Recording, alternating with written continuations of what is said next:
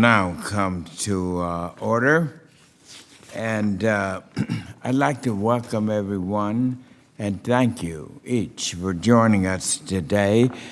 Today's hearing is entitled A 2022 Review of the Farm Bill Dairy Provisions. After brief opening remarks, members will receive testimony from our witnesses, and then the hearing will be open for questions. And let me begin with my hearing first. Good morning again, and I appreciate our wonderful witnesses from joining us today. Before we discuss the topics of today's hearing, I certainly want to welcome Congresswoman Sharice Davids to our House Committee on Agriculture. Ms. Davis represents the 3rd District in Kansas and joins Mr. Mann as our 2nd member from the great state of Kansas. So we want to extend a welcome to Ms. Davis, and I understand she will be joining us in person very soon. Today's hearing continues our review of the 2018 Farm Bill as we analyze the dairy provisions and the impact that they have had on dairy farmers, and how appropriate it is that we hold this hearing in the month of June as we celebrate Dairy Month. I'm very pleased to welcome 2 panels today, a panel first of USDA witnesses and an industry panel. These 2 panels provide us with a depth of expertise to evaluate the dairy provisions of the Farm Bill. A significant portion of today's hearing will cover the dairy safety net for family farmers, which is an integral part of ensuring the consistent production and availability of dairy products. And contained within that safety net is dairy margin covered. Very, very important.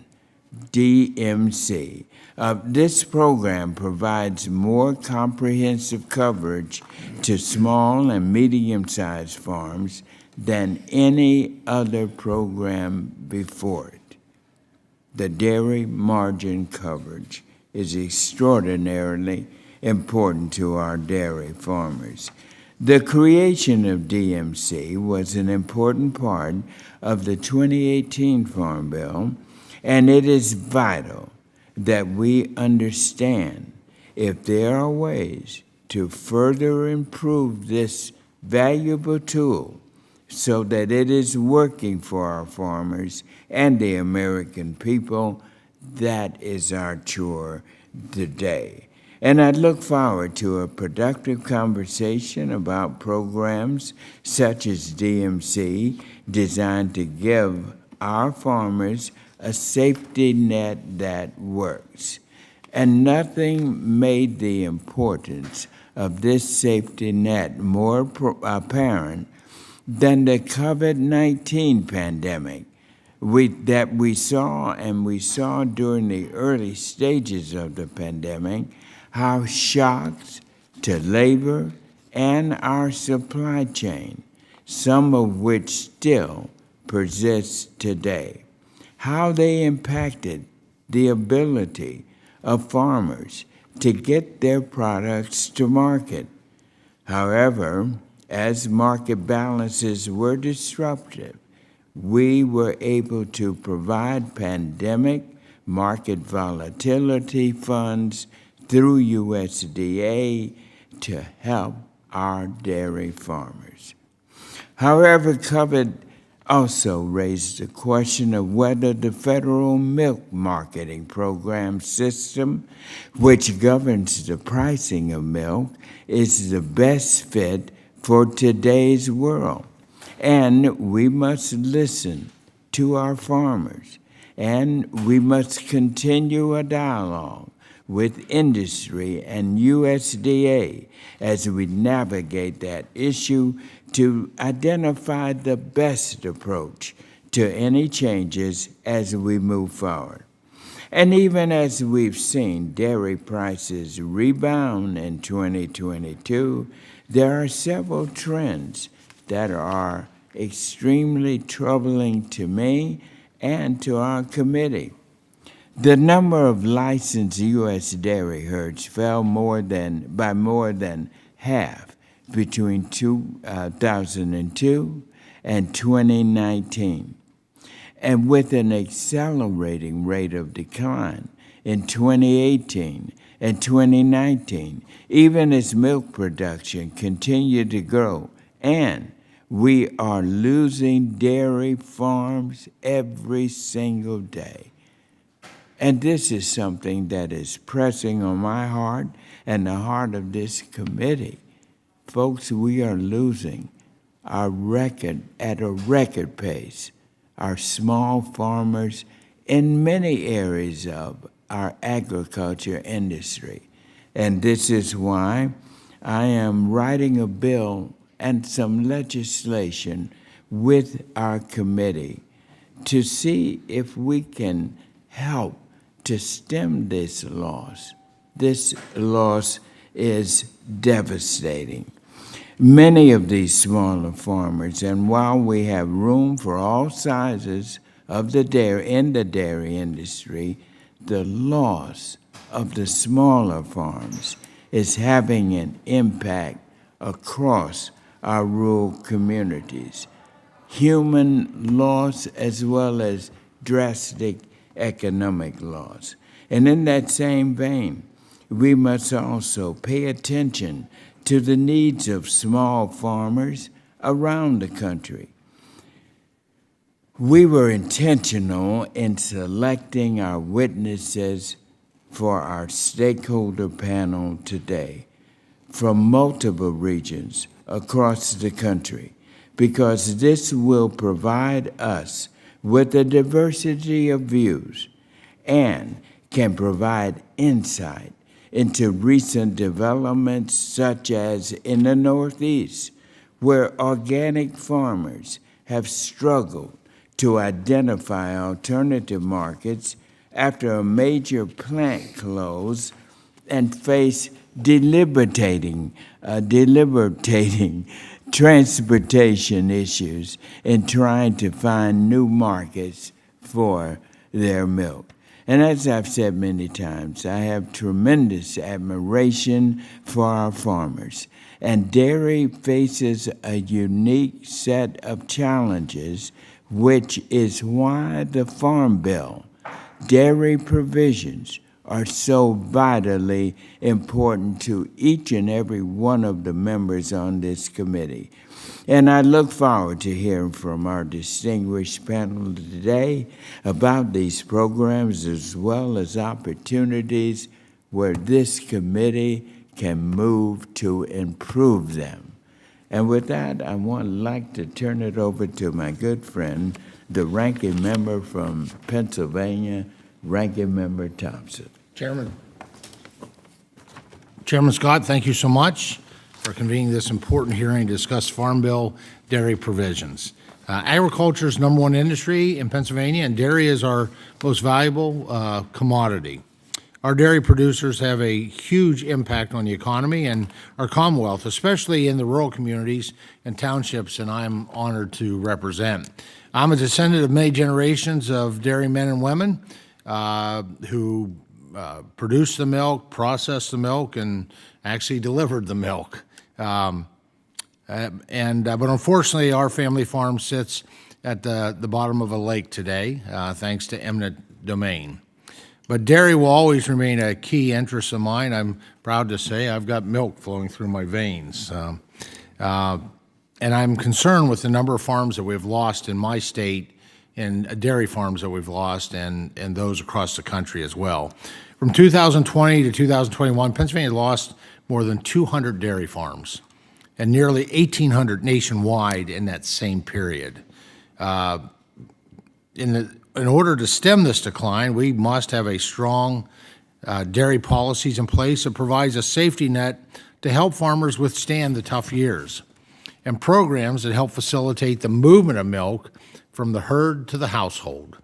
Now, I'm glad we have witnesses from the Department of Agriculture to update us on current policy and program implementation, as well as from our dairy stakeholder community to give their perspective on what is and, quite frankly, what isn't working well. With the trends that we've seen year in, year out in terms of number of cows, number of dairy farms, we can't keep doing what we have been doing and expect different results. The dairy policy we have in place now is the result of an iterative process. To be frank, Congress missed the mark in the 2014 Farm Bill with regards to the dairy safety net. I will say our committee didn't miss the mark. Unfortunately, once the Farm Bill, the dairy coverage in 2014 Farm Bill, once it went to the larger body, changes were made that did not work well, make it affordable nor make it useful for our dairy farmers. But since then, via the omnibus spending bills and the 2018 Farm Bill, we've made key improvements. And now our producers have access to the Dairy Margin Coverage Program, as you made reference to, Mr. Chairman, which has proven to be an effective risk management tool for dairies. In terms of the agriculture industry, I would argue no sector was as acutely affected by the COVID-19 pandemic as dairy producers and processors. Unlike many other commodities that can be stored or easily rerouted from food service to retail shelves, dairy doesn't have that luxury.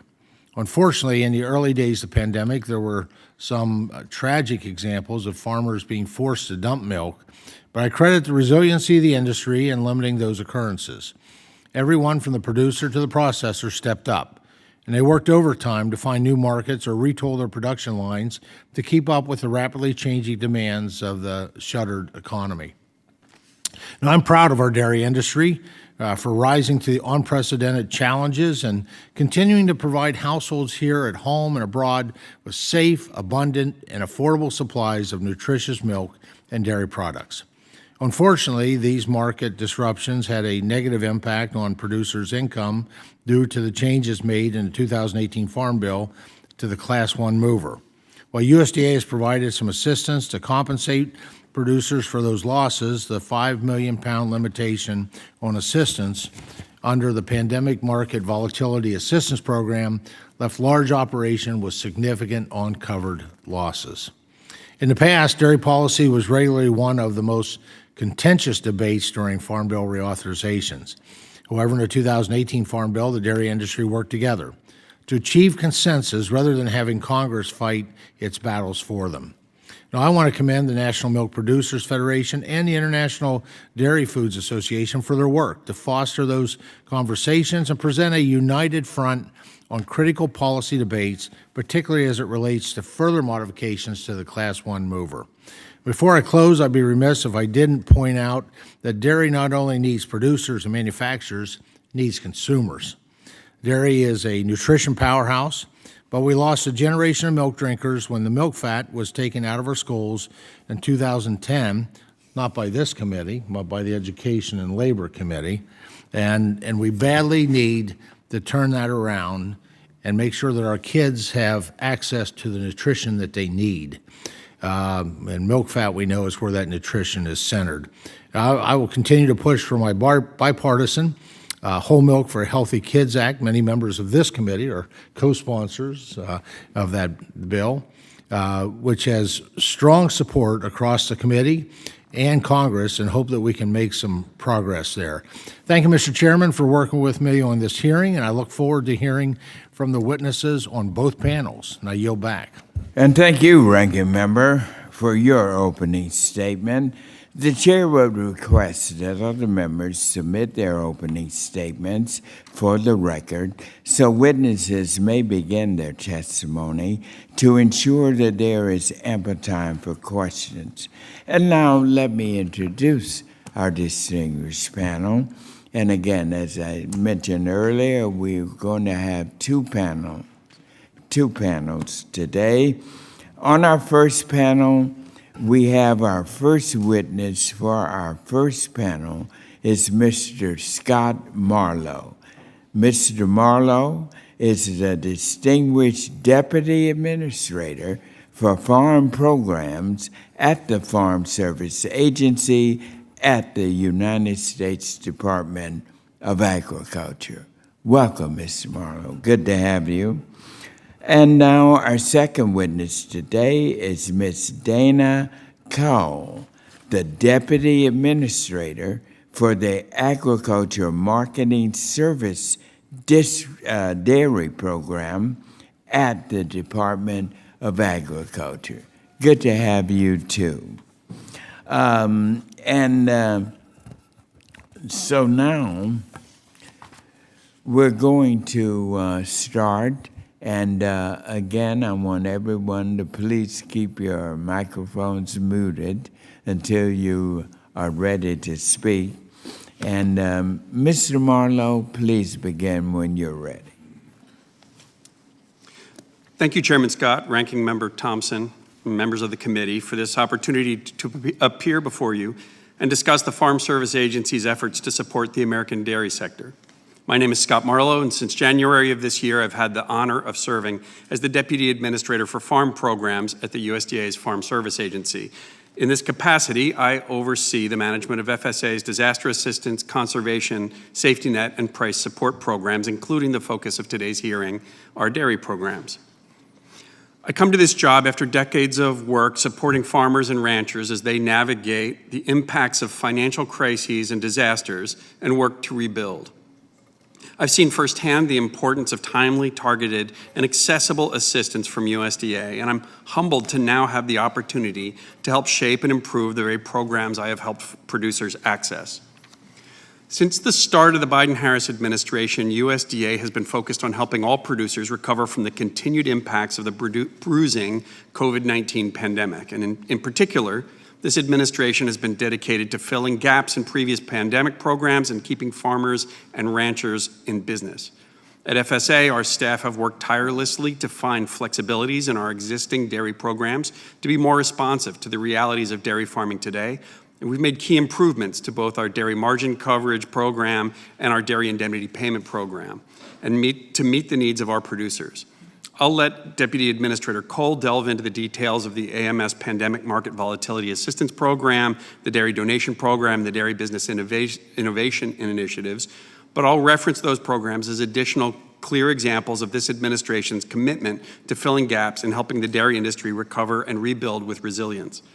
As we look ahead to the upcoming Farm Bill process and opportunities to update and improve our programs, I look forward to providing technical assistance and working together to continue finding the best path forward to support American dairy producers.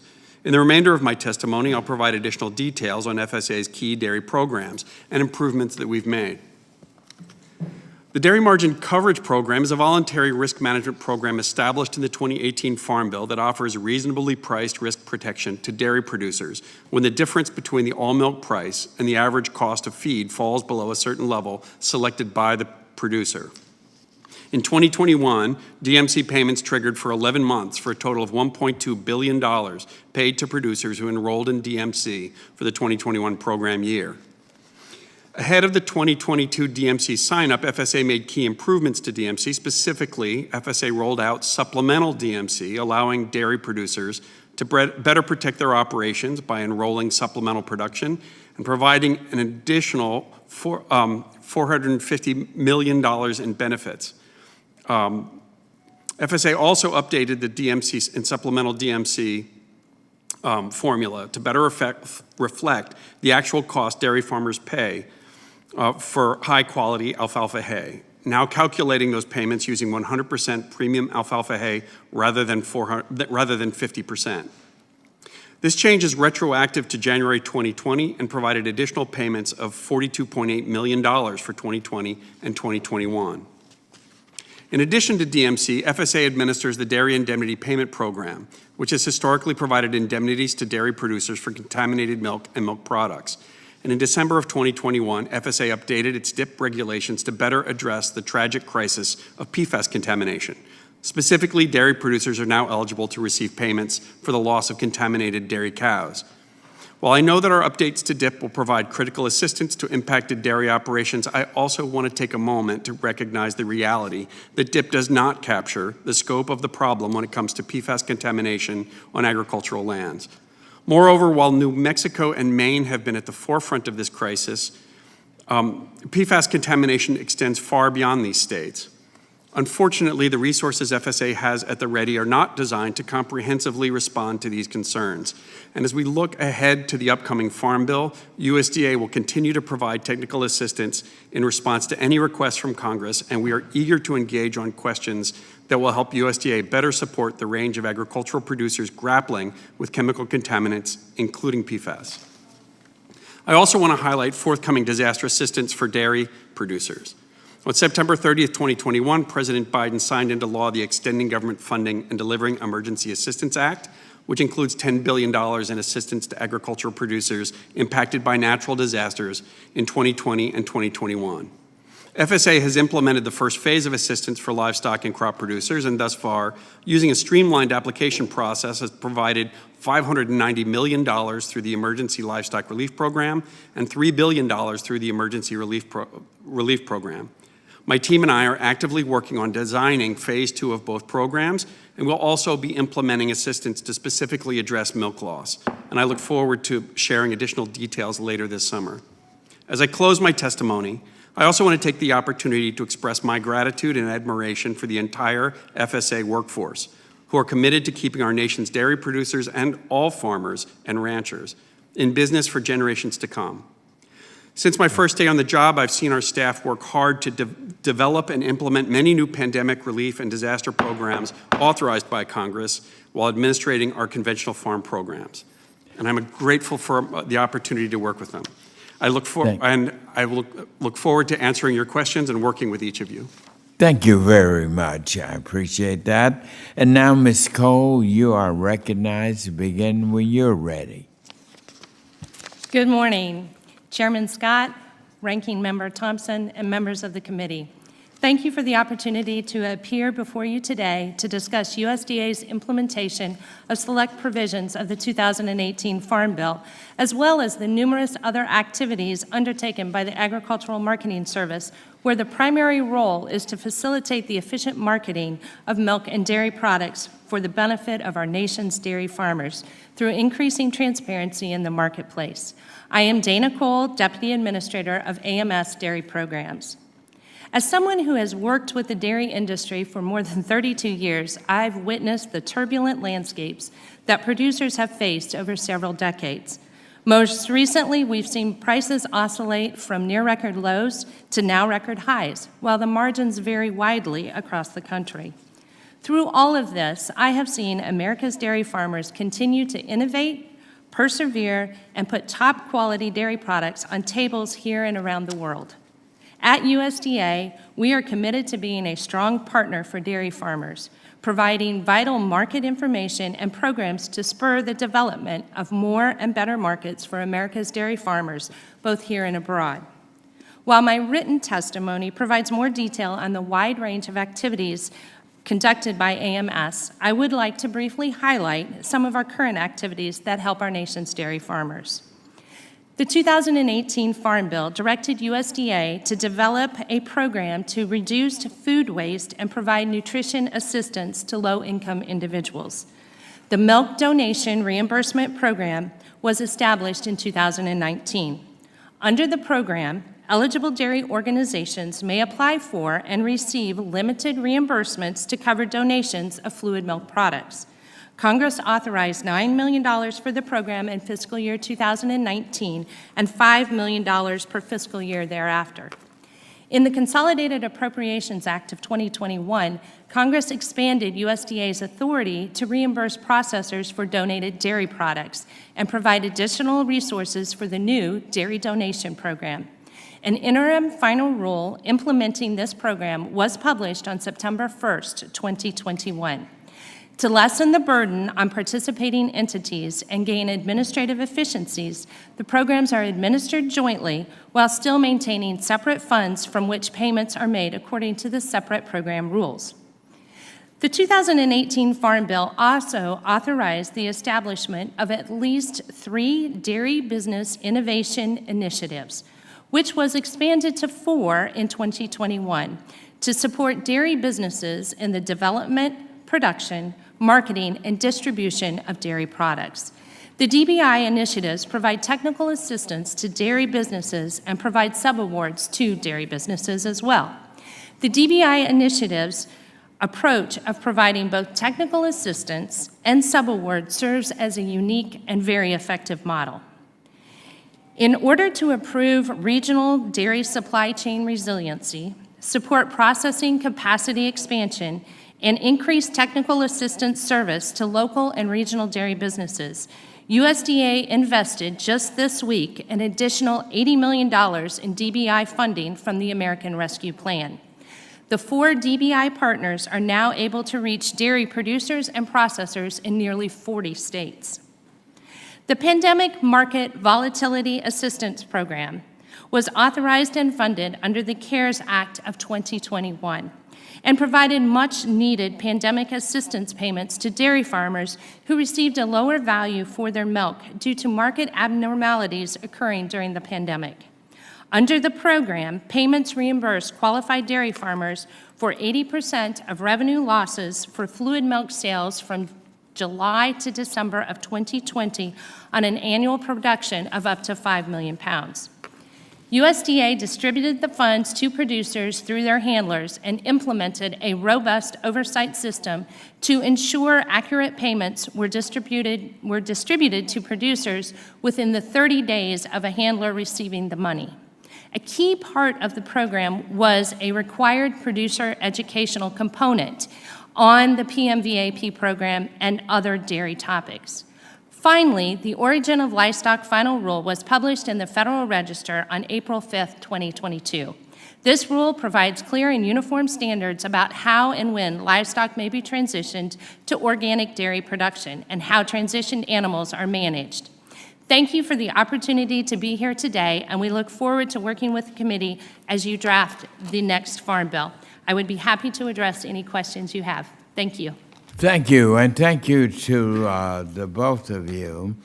At this time, members will be recognized for questions in order of seniority, alternating between majority and minority members, and you will be recognized for 5 minutes each in order to allow us to get in as much time and as much questions as possible. And as always, please keep your microphones muted until you are recognized so that we can minimize noise. I recognize now myself for my 5 minutes of questions. Let me start with you, Mr. Marlowe. I've been hearing a lot about dairy margin coverage from our producers. Tell us, how has dairy margin coverage enrollment changed since it replaced the margin production program after the 2018 Farm Bill? Tell us, what type of feedback has the department received from dairy farmers since DMC was first implemented? Thank you very much, Chairman Scott. MPP, which you recognized, was a transition in dairy programs to a risk management-based, essentially a risk management-based program. DMC then built off of that program. What we've seen as we've moved into DMC, and we've made a series of improvements in the program. DMC in the transition from MPP dairy lowered the cost of the protection, increased the level of protection that producers could get, and a series of other improvements. Since the start of the administration, we've made a series of improvements again to the dairy margin, to DMC.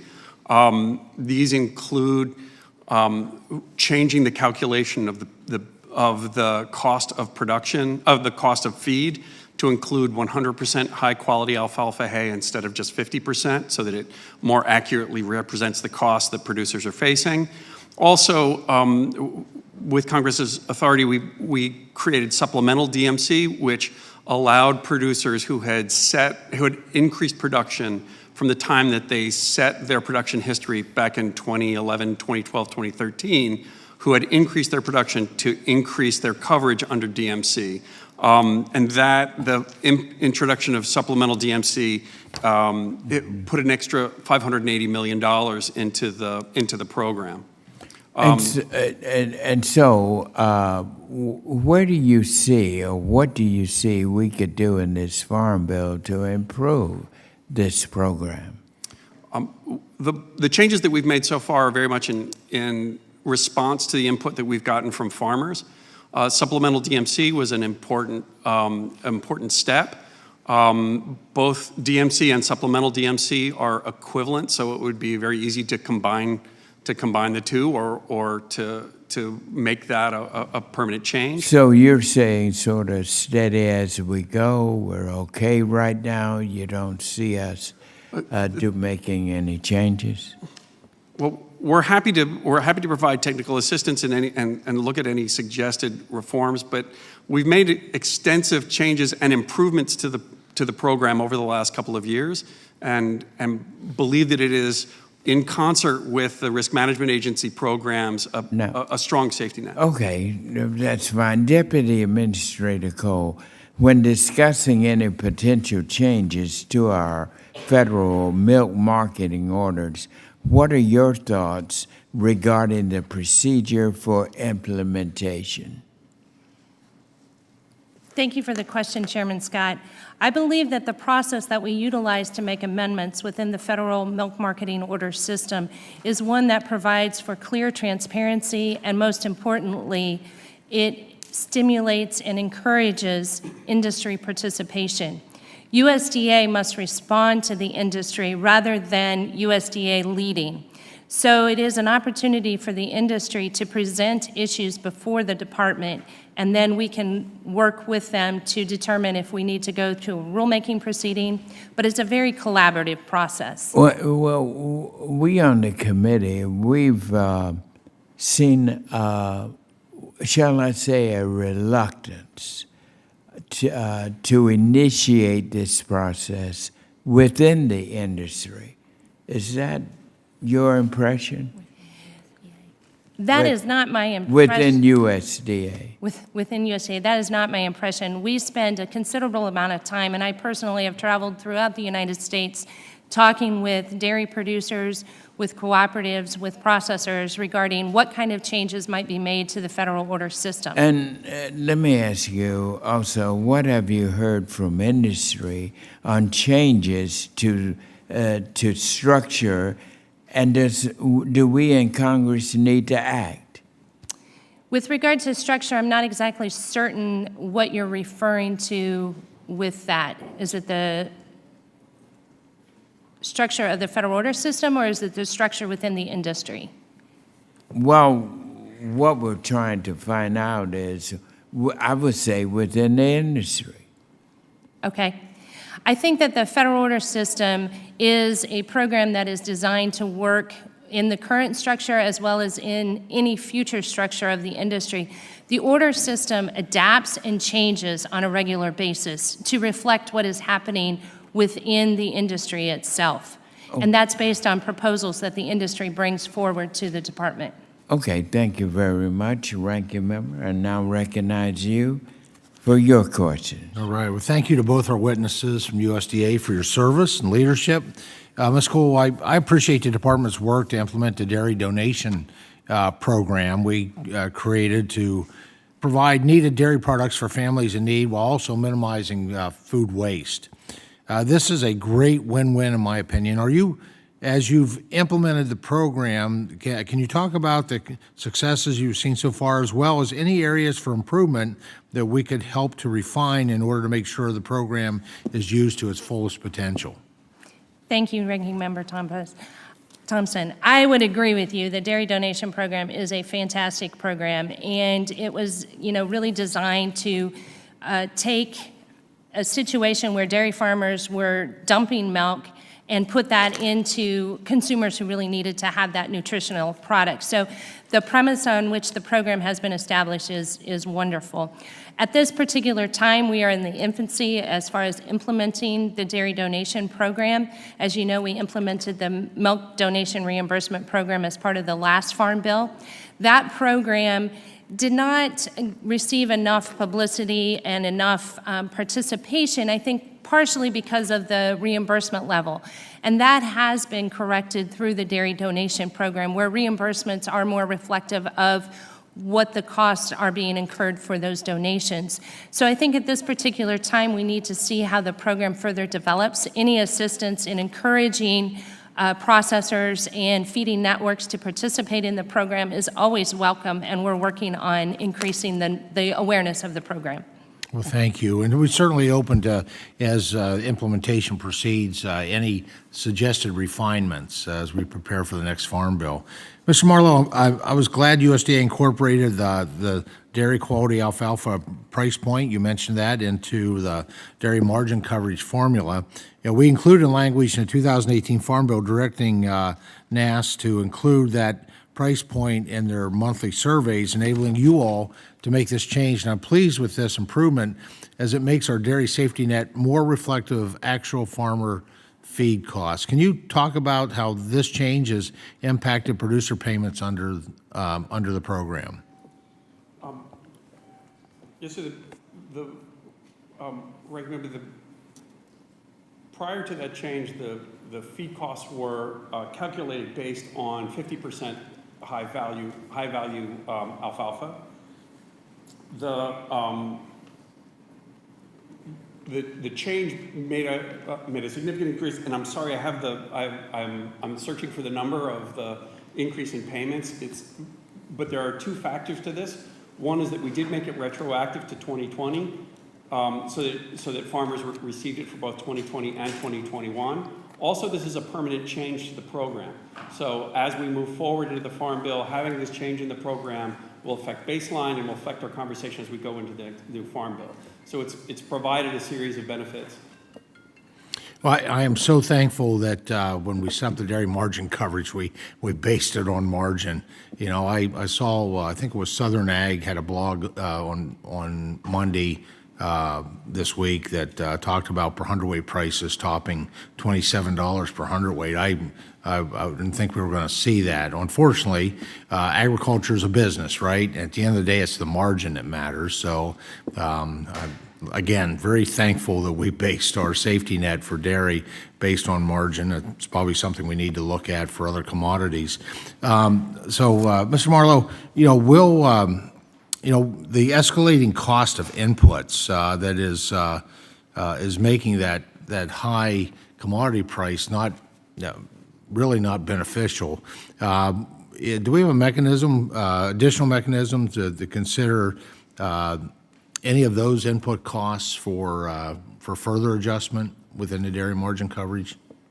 We are very concerned about the margins, and as you just said, I think it's very important that the DMC focused on the margin and not just the price in the marketplace.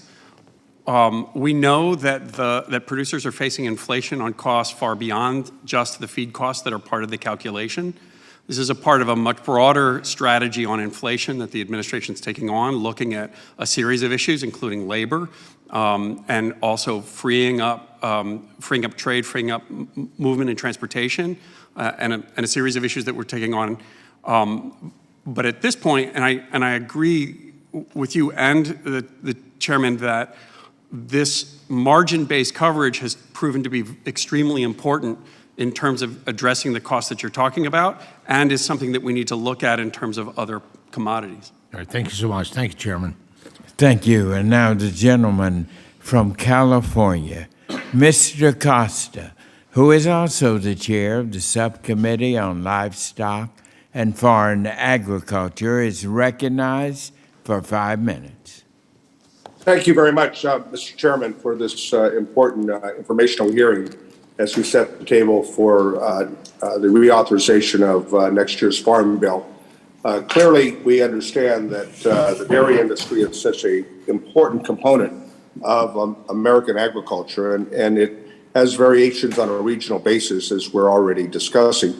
As a third generation dairy, son of 3 generations of dairy family in Fresno, California, from the time I was a young man to my early 20s, I worked on our family's dairy and understand the trials and the challenges we face. A business that is 365 days a year in which the cows must be milked.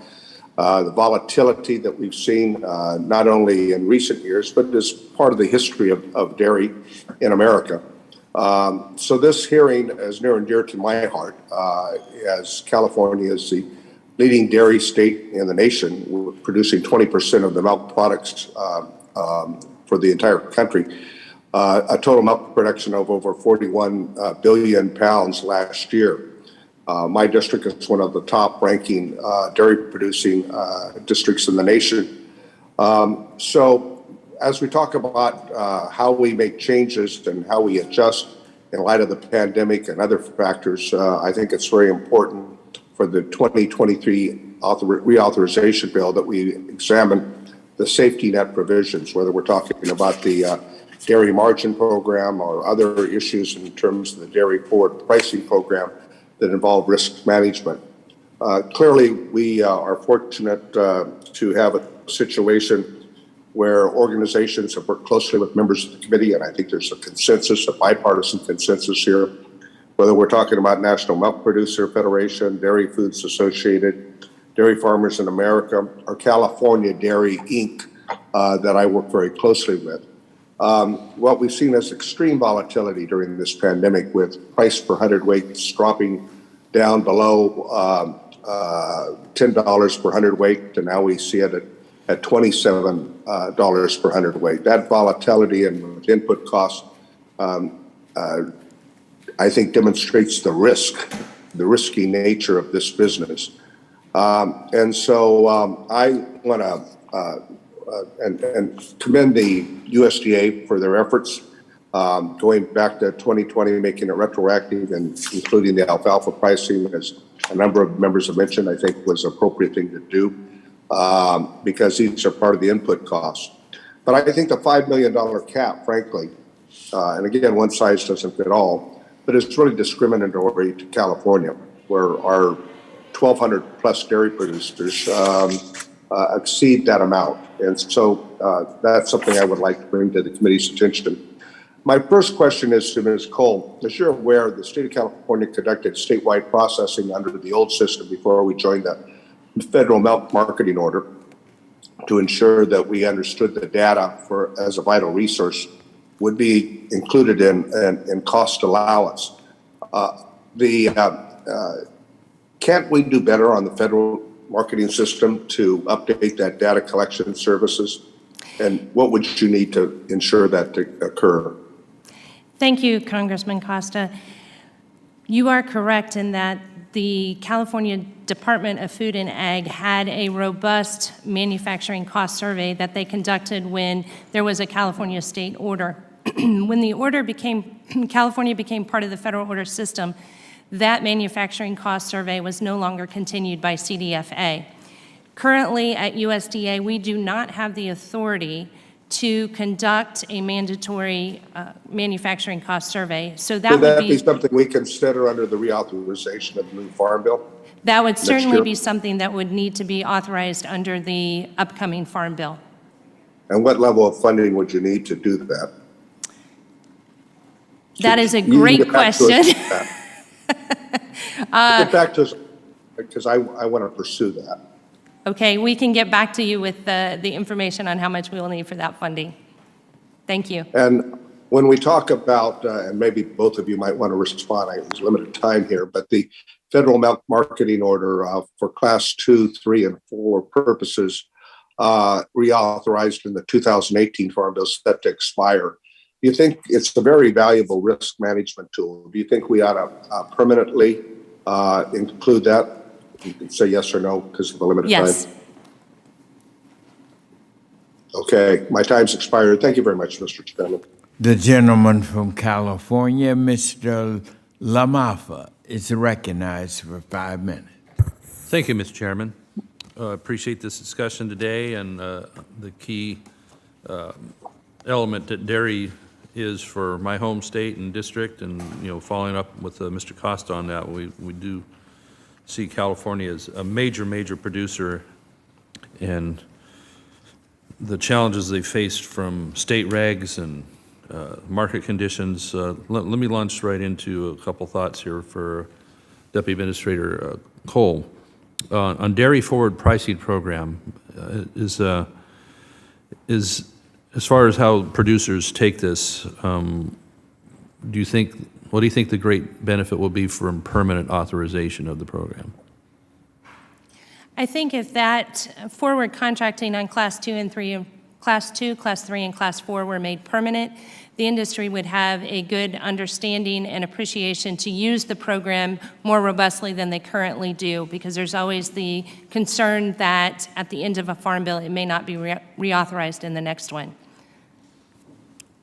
Farm bills aren't easy to pass around here, It's tougher every 5 years, it seems, to get it done with a lot of misinformation put out about them and such. But on the on the farmer side of it, which represents about 20% of the spending, we need it to be. It's more critical than ever that we have it. So, no real downside on permanency that you would see as far as having to change it with further legislation. Would it be pretty linear over time?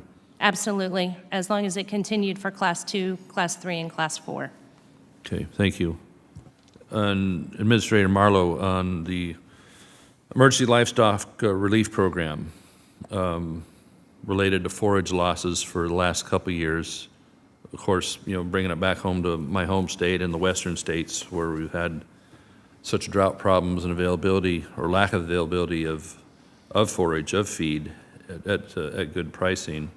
And it's going to be that way in 2022 with that crop as well. What further work can we do to streamline an emergency program like this to make sure that the producers are getting relief as soon as possible, since they're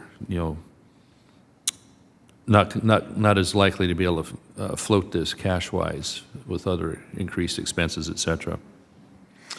That time lag in terms of the time between disaster and payment is something that we're very focused on in administering this program. We did significant work to leverage the applications that farmers had already filled out to streamline that application process, to build on information that we already have. In this case, as you said, the Livestock Forage Program. So you don't have to reinvent the wheel with the new application, just change the dates pretty much, and it'll be much quicker? We were able to use the information from farmers' Livestock Forage Program applications to essentially be the application for this program. So we've now dispersed $590 million into farmers' pockets without them ever having to fill out an application or go into their local offices. But there's still accountability that taxpayers would demand and expect, right? Oh, absolutely. Yeah. Okay. So as we've seen that Congress did pass the funding in September of 2021, but the program didn't come into place until end of March in 2022. So you don't see further delays like that coming forward, like happening for what's in the pipeline, or maybe possible 2022 claims next year? Well, a 6-month gap. What I would encourage us to look at is not just the time until the program is announced, but the time to actual cash in farmers' pockets. On ELRP1, we had that money was in farmers' pockets within just a couple of weeks of the program being announced. Beautiful. We're now on ERP1. That program was announced approximately a month ago. We now have over $3 billion that has been dispersed. Those checks are out and in farmers' pockets. So while we have And we are now in the process of looking for phase two. What we are charged with on phase two is filling in the gaps, addressing those who have not received those benefits, and we're actively in conversations, but we're moving forward as quickly as we can to finish out the disaster programs as we've been provided. Okay, well, good. I appreciate that's a good report, and thank you for that. So, Mr. Chairman, I'll yield back. Thank you. And now the gentlewoman from Ohio, Ms. Brown, is recognized for 5 minutes. Thank you, Chairman Scott and Ranking Member Thompson, for holding this hearing today. And thank you both for our panels for being here today. Dairy products of all kind are an important component of USDA's food distribution programs. Programs such as the Emergency Food Assistance Program, the Commodity Supplemental Food Program, and the Food Distribution Program on Indian reservations are unique in that they utilize only U.S. grown and produced products. These programs are critical to our nation's farmers, farm economy, and food security. TFAP bonus commodity purchases are particularly unique as they are driven by the need for agriculture commodity support when the market price of commodities falls, and those purchases are made by Agriculture Marketing Service and Farm Service agencies. So my question is, Deputy Administrator Marlowe and Deputy Administrator Cole, can you speak about how our USDA food distribution programs, including TFAP bonus purchases, serve these important dual purposes of supporting food insecure families, as well as our nation's farmers, in particular, dairy farmers? Thank you. Thank you for the question, Congresswoman Brown. The food programs that we have at USDA are vital to both the agricultural producers who grow the food that is purchased through the commodity procurement program at the Agricultural Marketing Service, and then distributed through the various programs offered and developed through the Food and Nutrition Service. This is not our particular area of expertise, and I would encourage you to contact us to give you the individuals at the Food and Nutrition Service who would be more than happy to go into detail on the specific programs that you're asking about.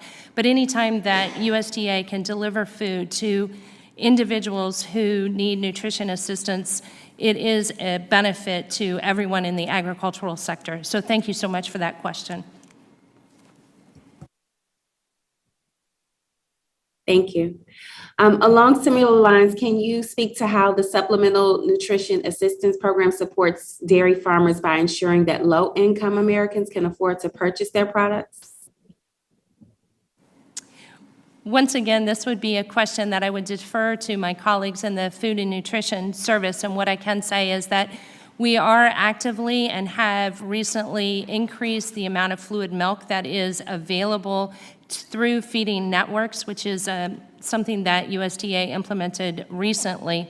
We also are working on developing through various programs the opportunities for food banks to have refrigeration systems so that the nutritious dairy products are available to them as well. Again, specifics could be answered best by our colleagues at the Food and Nutrition Service regarding the specific SNAP program. I might indicate as well that the Dairy Donation Program, which is administered within the Agricultural Marketing Service, is one program that is truly designed to connect the consumer with products that are donated, and it is to provide a direct benefit to the dairy farmer in that milk that might have been dumped on the farm can be manufactured and put into the feeding networks for those low-income individuals to have the nutritious product. All right, excellent. Well, thank you for sharing that information. I appreciate it. And with that, Mr. Chairman, I yield back. The gentleman from Indiana, Mr. Baird, is recognized for 5 minutes. Thank you, Mr. Chairman, Ranking Member, for holding this session. Mr. Marlowe, my question deals with the 2022 DMC sign-up. In other words, that was expanded or opened in December of 21, and it has key provisions for helping small and mid-sized producers to sign up for a supplemental production. Could you elaborate on that? Thank you, Congressman. for the question. When DMC was established, farmers were able to establish their history of production based on either the 2011, 12, or 13 years. With the 5 million pound cap on the on parts of the payments, because those payments had been established, because those had been established earlier, many farmers had grown past that, the point of their history, but had not reached the 5 million pound cap yet. So what supplemental DMC did was allowed farmers to essentially enroll that supplemental production that was between what they had established in 2011 or 2012 and the 5 million pound cap in the program, increasing their risk management for their operations.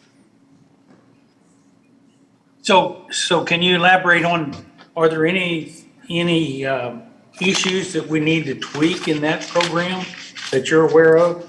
Or has it been working well enough to leave it alone? We've gotten, with the changes that we've made over the last year, we've gotten very positive feedback from dairy producers on the current status of the program. We look at the opportunity possibly to combine supplemental DMC with DMC and make that a more permanent part of the program, allowing farmers to update their production history and their enrollment, the amount that they can enroll in the program. We continue to seek and receive feedback from producers in terms of the types of changes that we've already made, and we'll continue to be aggressive about communicating with the producers and responding to that feedback, and look forward to providing technical assistance on any suggestions that come from this hearing or other conversations in preparation for the Farm Bill. Thank you. Thank you. Thank you very much. I'm going to turn now to Deputy Administrator Cole. You know, the 2018 Farm Bill is probably going to serve as the base, certainly, for what we do in the 2023. But I'm interested in the dairy forward pricing program that's extended until September 2023. I want to know what classes of milk, and I think it's 2, 3, and 4, that are covered in that extension, and how that's been working. Thank you, Congressman, for the question. The Dairy Forward Contracting Program is working very well as it was authorized within the last Farm Bill and previous Farm Bills. The application of forward contracting does apply to Class 2, Class 3, and Class 4 uses of milk, and I think that is the appropriate continuation of the program. At the current time, we see the program probably utilized most in the upper Midwest region of the U.S., and potentially the program would be utilized a bit more if there were permanent authorization for the program, although that is something that, we don't have any information on. But the individuals who do utilize the program, the feedback that I get from the dairy sector is that it works very positively and is a valuable risk management tool for the producers who do use it. Thank you. Thank you, and thank you both witnesses for your responses, and I yield back. The gentlewoman now from North Carolina, Ms. Adams, who is also the vice chair of the House Agriculture Committee, is now recognized for 5 minutes. Thank you, Chair Scott and Ranking Member Thompson, for having this hearing, and to our witnesses, thank you for testimonies that continue to help members of the committee prepare for the Farm Bill. We can see that the subsidy policies discussed today are effective for producers and consumers across the board. I'd like to see similar Farm Bill subsidies and programs improve conditions for fresh produce growers as they continue to face barriers to expanding their production. Advocating for subsidies that support dietary guidelines for all Americans mean that we need to improve these barriers. So, Deputy Administrator Cole, I'd like to discuss the dairy safety net programs and their ability to withstand market disruptions. So if these programs are working well, why were additional payments, including $350 million in pandemic market volatility assistance payments, necessary? Thank you for the question, Congresswoman. The payments that were distributed and are currently still under distribution for the Pandemic Market Volatility Assistance Program resulted from market abnormalities that occurred during the pandemic. In the 2018 Farm Bill, Congress authorized a change to the Class 1 price mover, and we implemented that in the department in 2019. As was mentioned earlier this morning, this change in the Class 1 mover was a consensus agreement reached by the National Milk Producers Federation and the International Dairy Foods Association to benefit the entire industry, and implementation in the Farm Bill was designed to be revenue neutral.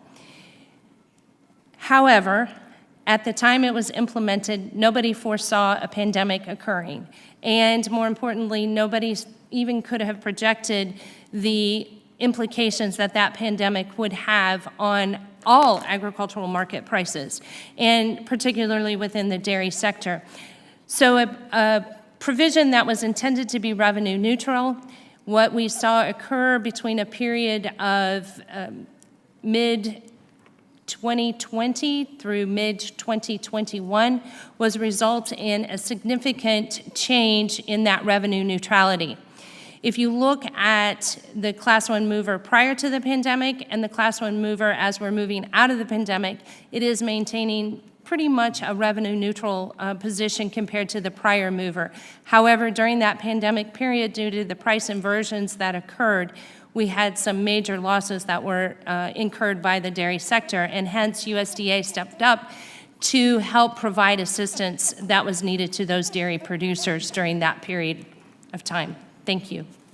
Thank you. Mr. Boswick, you mentioned long-term trends in the U.S. dairy industry and the continued decrease in demand. So can you explain or speak to how Farm Bill programs can aid milk prices and stabilize a volatile market?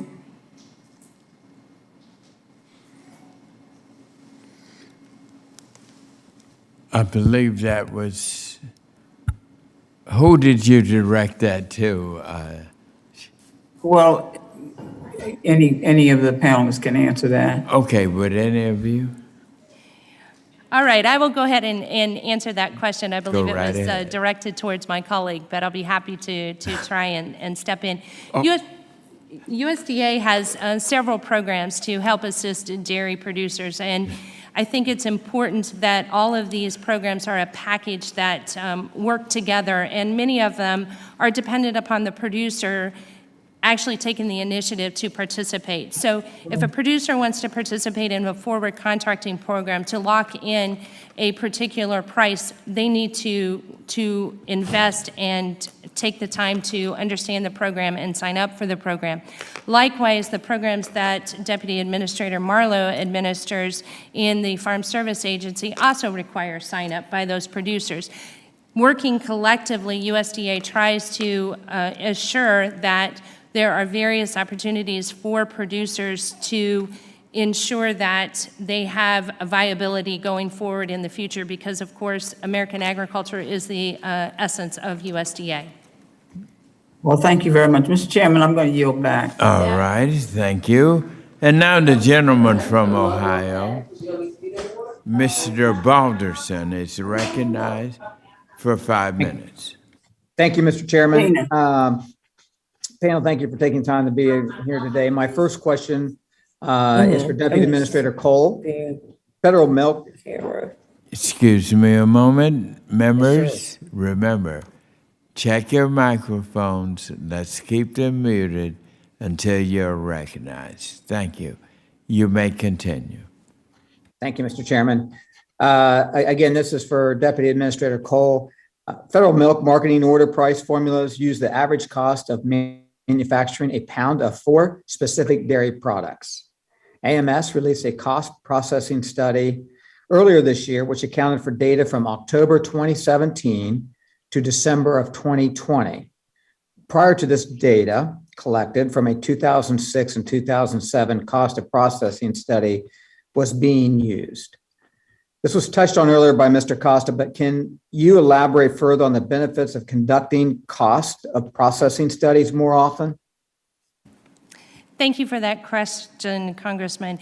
I do believe that in the federal milk marketing order price formulas, we are using make allowances. And there were benchmarks that we could utilize to determine if those make allowances were staying in touch with reality as far as what was happening in the manufacturing sector. And without the California Department of Food and Ag, without their make allowance study, there really is no information. So USDA progressively has worked with Dr. Mark Stevenson to have a manufacturing cost study. It is a voluntary study.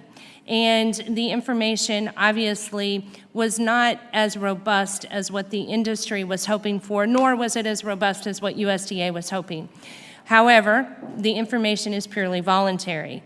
In order to continue to have an effective make allowance within the federal milk marketing order price formulas, I think that it would be beneficial to have authorization for USDA to conduct a mandatory price survey as far as the manufacturing costs are concerned. The timing and the robustness of that survey would be things that could be determined by the industry as to who should participate, if it should be the same participants that are already required to report under the dairy mandatory price reporting system, or if it should be something else, as well as the industry determining how often that make allowance study should be conducted, and how the results of that study should be implemented within the federal milk marketing order system. So I think this is a conversation that is applicable to the upcoming Farm Bill and is something that needs to incorporate a robust discussion with the industry as well. Thank you. Mrs. Cole, thank you. That was a great response. I appreciate that. My next question is for Mr. Marlowe. Thank you for being here also, sir. You discussed the changes your agency has made to the DMC program earlier. Did you reach out to get feedback from small and medium-sized producers when deciding what changes would be made to DMC, and what kind of outreach was conducted? Thank you very much for the question. Yes, we've, over the last, since the start of the administration, dairy producers, and especially small and mid-scale dairy producers, have been one of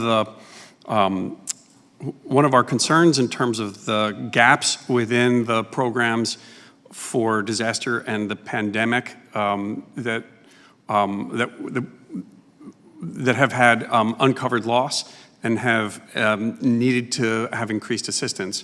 Over that time, based on input that we've received from producers, we've made the changes that we've made specifically because of the input of producers and the input of those who work with small and mid-scale producers. We continue to seek that input and have it, both through our counties and our state offices, but also in terms of meetings that we've held and meetings with industry that we hold on a regular basis. Okay, thank you very much. Mr. Chairman, I yield back my remaining time. Thank you very much, sir. The gentleman from Arizona, Mr. O'Halloran, is now recognized for 5 minutes. I want to thank Chairman Scott and Ranking Member Thompson for organizing this important hearing. I also want to thank the witnesses for their participation today in preparation for the upcoming Farm Bill. Last year, Arizona's dairies industry created more than 44,000 jobs. Dairy is an essential part of Arizona's economy and among the top commodities in Arizona's 1st Congressional District. Over 98% of Arizona dairies are family-owned and operated, and these families depend on our work to stabilize prices and incentivize domestic production. I know a little bit about dairy farming. It's in my family's background.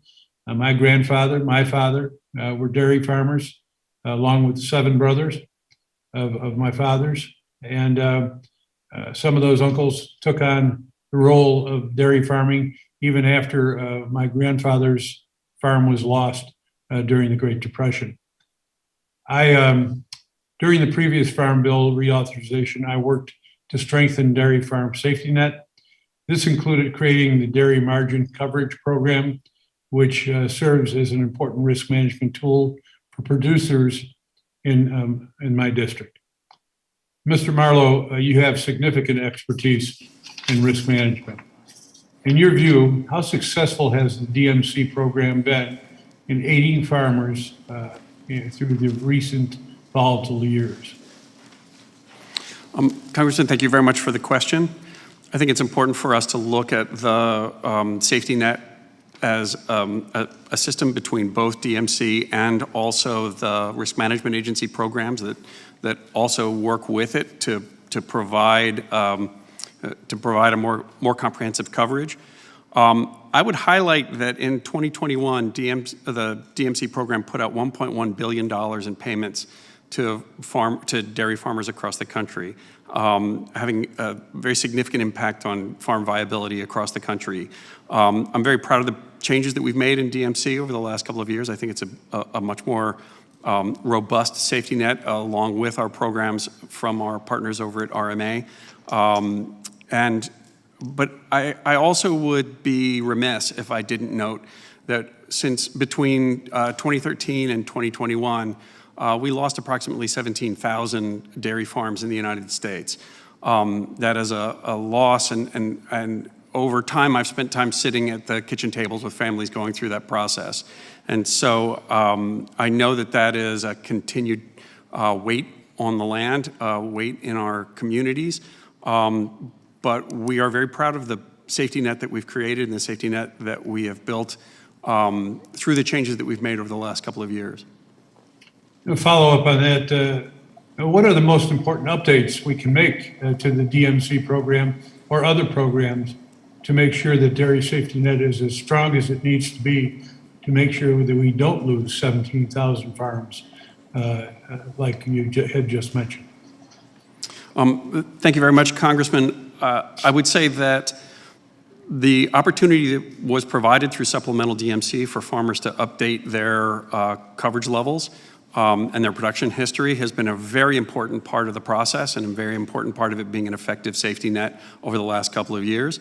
We can look at how that becomes more of a part of the program over time. I would also say that by focusing on the margin and by focusing on the gap between the price and the cost, in this case feed cost, as we have talked about inflationary pressures and other issues, this is a very important model for assistance programs as we go forward, and should serve as an important touch point in the conversation going to the Farm Bill. And we look forward to providing technical assistance on any other proposals that come either through your offices or through the remaining panels who are yet to speak today. Thank you very much, Mr. Marlowe. Ms. Cole, despite these safety net provisions, the dairy industry was hit hard during the beginning of the COVID-19 pandemic. And at one point, Arizona dairy farmers were dumping hundreds of thousands of gallons of milk a day. Milk pricing became volatile, and farmers in Arizona have had to contend with economic ups and downs ever since. I'm going to be sending you, due to time, some questions on that, but I find it that we have to continually adapt to these changing environments at a much faster pace so that there's reality placed into the system of the timeliness and the impacts to family farms. Thank you, and I yield. The gentleman from Iowa, Mr. Fenstra, is now recognized for 5 minutes. Thank you, Chairman Scott and Ranking Member Thompson. Thank you for the testimony from both of you. The dairy industry is extremely vital to Iowa and my 4th district. I mean, we're home to AgriPure, Wells Blue Bunny, Dean Foods, AMPI. They're all in my backyard, literally in my backyard. And I talk to my dairy producers virtually every week. So I'm just thankful for you taking the time out to discuss these topics. Probably the number one topic that I'm hearing from my producers is the fear moving forward.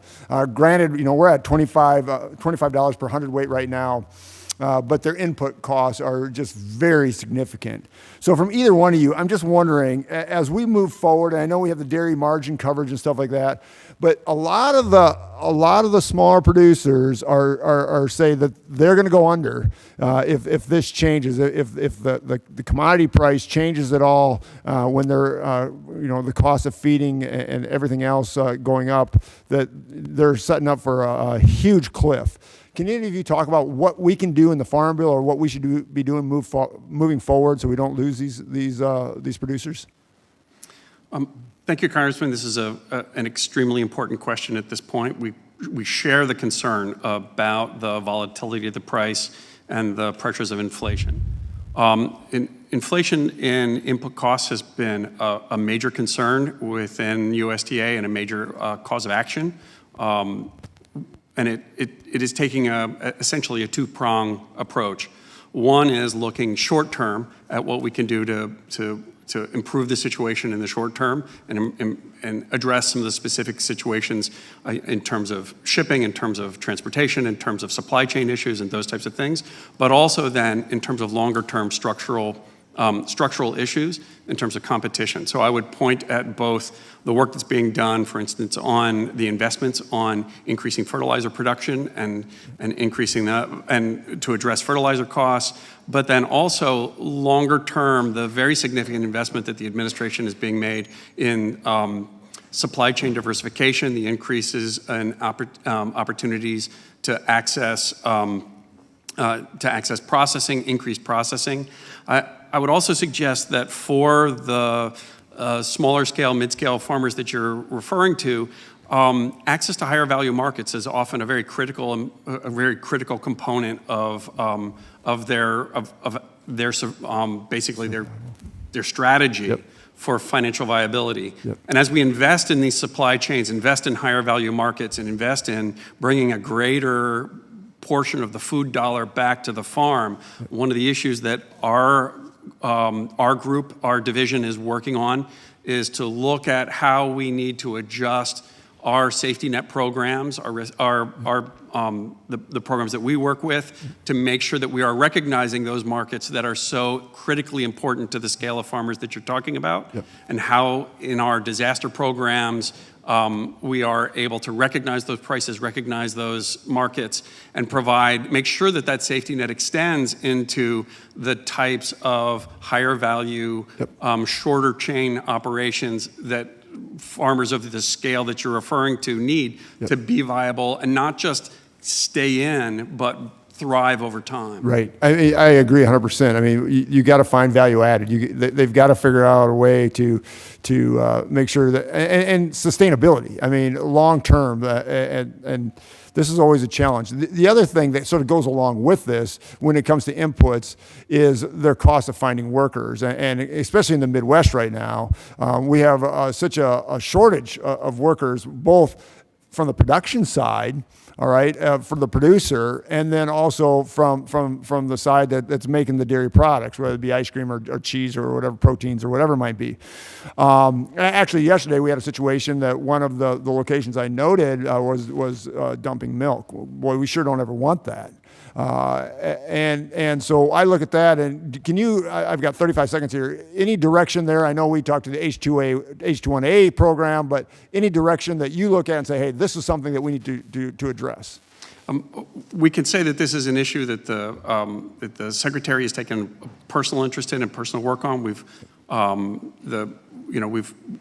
supported the Farm Worker Modernization Act, and we are happy to continue conversations about specific needs within specific industries, but in my last 3 seconds, it is an issue that has very much taken the attention of the department. Yep. Thank you, and I yield back. The gentlewoman from Washington, Ms. Shire, is now recognized for 5 minutes.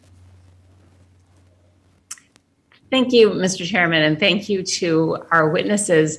I thought I would first focus today on just keeping costs down for producers. As everyone here knows, import costs are extremely high for farmers and agricultural producers right now. I first became aware of supply chain dysfunction made worse by the pandemic from hay farmers, hay growers in Ellensburg, Washington, in my district. And of course, issues impacting the hay and feed supply are going to directly impact dairy producers. So right now, I'm seeing this storm brewing that will all impact feed for cattle. Part of that is weather. Part of it is port congestion and supply chain issues. Part is the high cost of inputs like fertilizer. And then another is that right now the price of wheat is so high that there's more incentive to grow wheat and less incentive to grow hay. And so this is all potentially contributing to skyrocketing prices for feed. So Mr. Marlowe, first, I thank you, especially on behalf of the producers in my district. Thank you for the change in the DMC feed cost formula to better reflect the cost of high quality alfalfa hay. And I want to ask you a couple things. One is, in light of this change, is there more that can be done to address or offset high feed costs? And kind of part two of that question is, I do have dairy producers in my district who have their cows, at least part-time, just feed off the grass, just feed on the range, and was wondering how you think about the cost of feeding those cattle. Thank you very much, Congresswoman, for the question. This is an extremely important issue. The inflation of costs for producers is something that we've been looking at and working on quite intensively. You mentioned several pieces. One is opening up movement through the ports to allow for a greater flow of goods. We have recently created a program with the ports of Seattle and Oakland to basically provide an opportunity for containers to be filled with agricultural commodities and to increase that flow of goods. We've also had increased funding for the expansion of fertilizer production in the United States, and a series of steps that we're taking to address the specific issues that you named. A couple that I would reference in the division that I work in. One is the extent to which we've been able to open up some of the CRP land for supplemental grazing and supplemental haying based on the extensive droughts across the country at this point. And we are also, for land that is being taken out of CRP at the end of the season, we have opened up the ability for farmers to get out of CRP early in order to prepare land for fall production if that land was coming out of CRP anyway. And as I said, these issues of inflation, and we have a storm of a whole series of issues, the extensive disasters, the war in the Ukraine, the coming out of the pandemic. These issues are going to require a comprehensive approach to addressing each of the different pieces. And we're really looking at that comprehensive approach in terms of increasing the ability for the financing of infrastructure, the development of supply chain diversification, and a series of other steps to be taken. Thank you for that answer. We may have to have a further discussion about undoing conservation programs for this, but that can be another day. I just want to close by mentioning that there is a big problem, as Mr. Feenstra just said, with labor issues for our dairy producers. In Washington State, folks point to immigration policy as one of the primary barriers here. And so I just want to mention the need to make progress here with the passage of the Farm Workforce Modernization Act that passed in a bipartisan manner in the House. We need to get through the Senate. It would allow for more worker visas, which would help the dairy producers in my district and across this country. Thank you. I yield back. The gentlelady from Florida, Ms. Carmack, is now recognized for 5 minutes. All right. Well, thank you, Mr. Chairman. I'll jump right into it. So, Miss Cole, am I saying that right? You are. All right, wonderful. I always have to ask because people always get my name wrong. But Miss Cole, as you know, my dairy farmers in the great state of Florida were especially hard hit by the price inversions that occurred during the pandemic 2 years ago. Now, I appreciate that the department has reimbursed farmers for some of the losses under the Pandemic Market Volatility Assistance Program, but I'm continuing to work on rectifying that program's 5 million pound limitation. I know that we see eye to eye on how important it is that we work towards real reforms for the dairy sector that avoid a repeat of what happened amid the pandemic, and that we consider the impact of such reforms and how that can and what they can do on dairy farmers of all sizes, including our family dairy farms in my state, where the average dairy has more than 1,300 cows. And keep in mind, these are all family operations. These are not massive corporate entities, but they are family operations. So can you give me your assessment on some of these pricing dynamics and how they impacted producers in different areas? Thank you, Congresswoman. I've been on many of your family-owned dairy farms in Florida, and I completely understand how they're operating and the unique marketing conditions that they face in the state of Florida that are different than from other areas across the country. And what we did see through the pandemic was that there was a real increase in price volatility. And typically, we see cheese prices that are lower than what the price for fluid milk is, or Class 1 milk as we refer to it.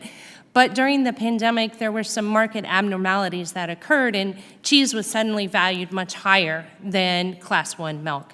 And that continued for a period of time, and the department recognized that this was creating great hardship for the dairy sector and dairy producers. So the Pandemic Market Volatility Assistance Program was developed and implemented. And I recognize that the program had different effects across the country, and there were different payouts across the country. That was a result of several things, including the 5 million pound cap, which obviously impacted every producer in the state of Florida, and it may not have impacted all other producers in different regions.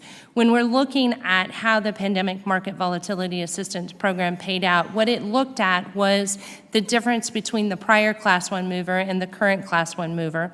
It looked at the volumes of milk that were pooled.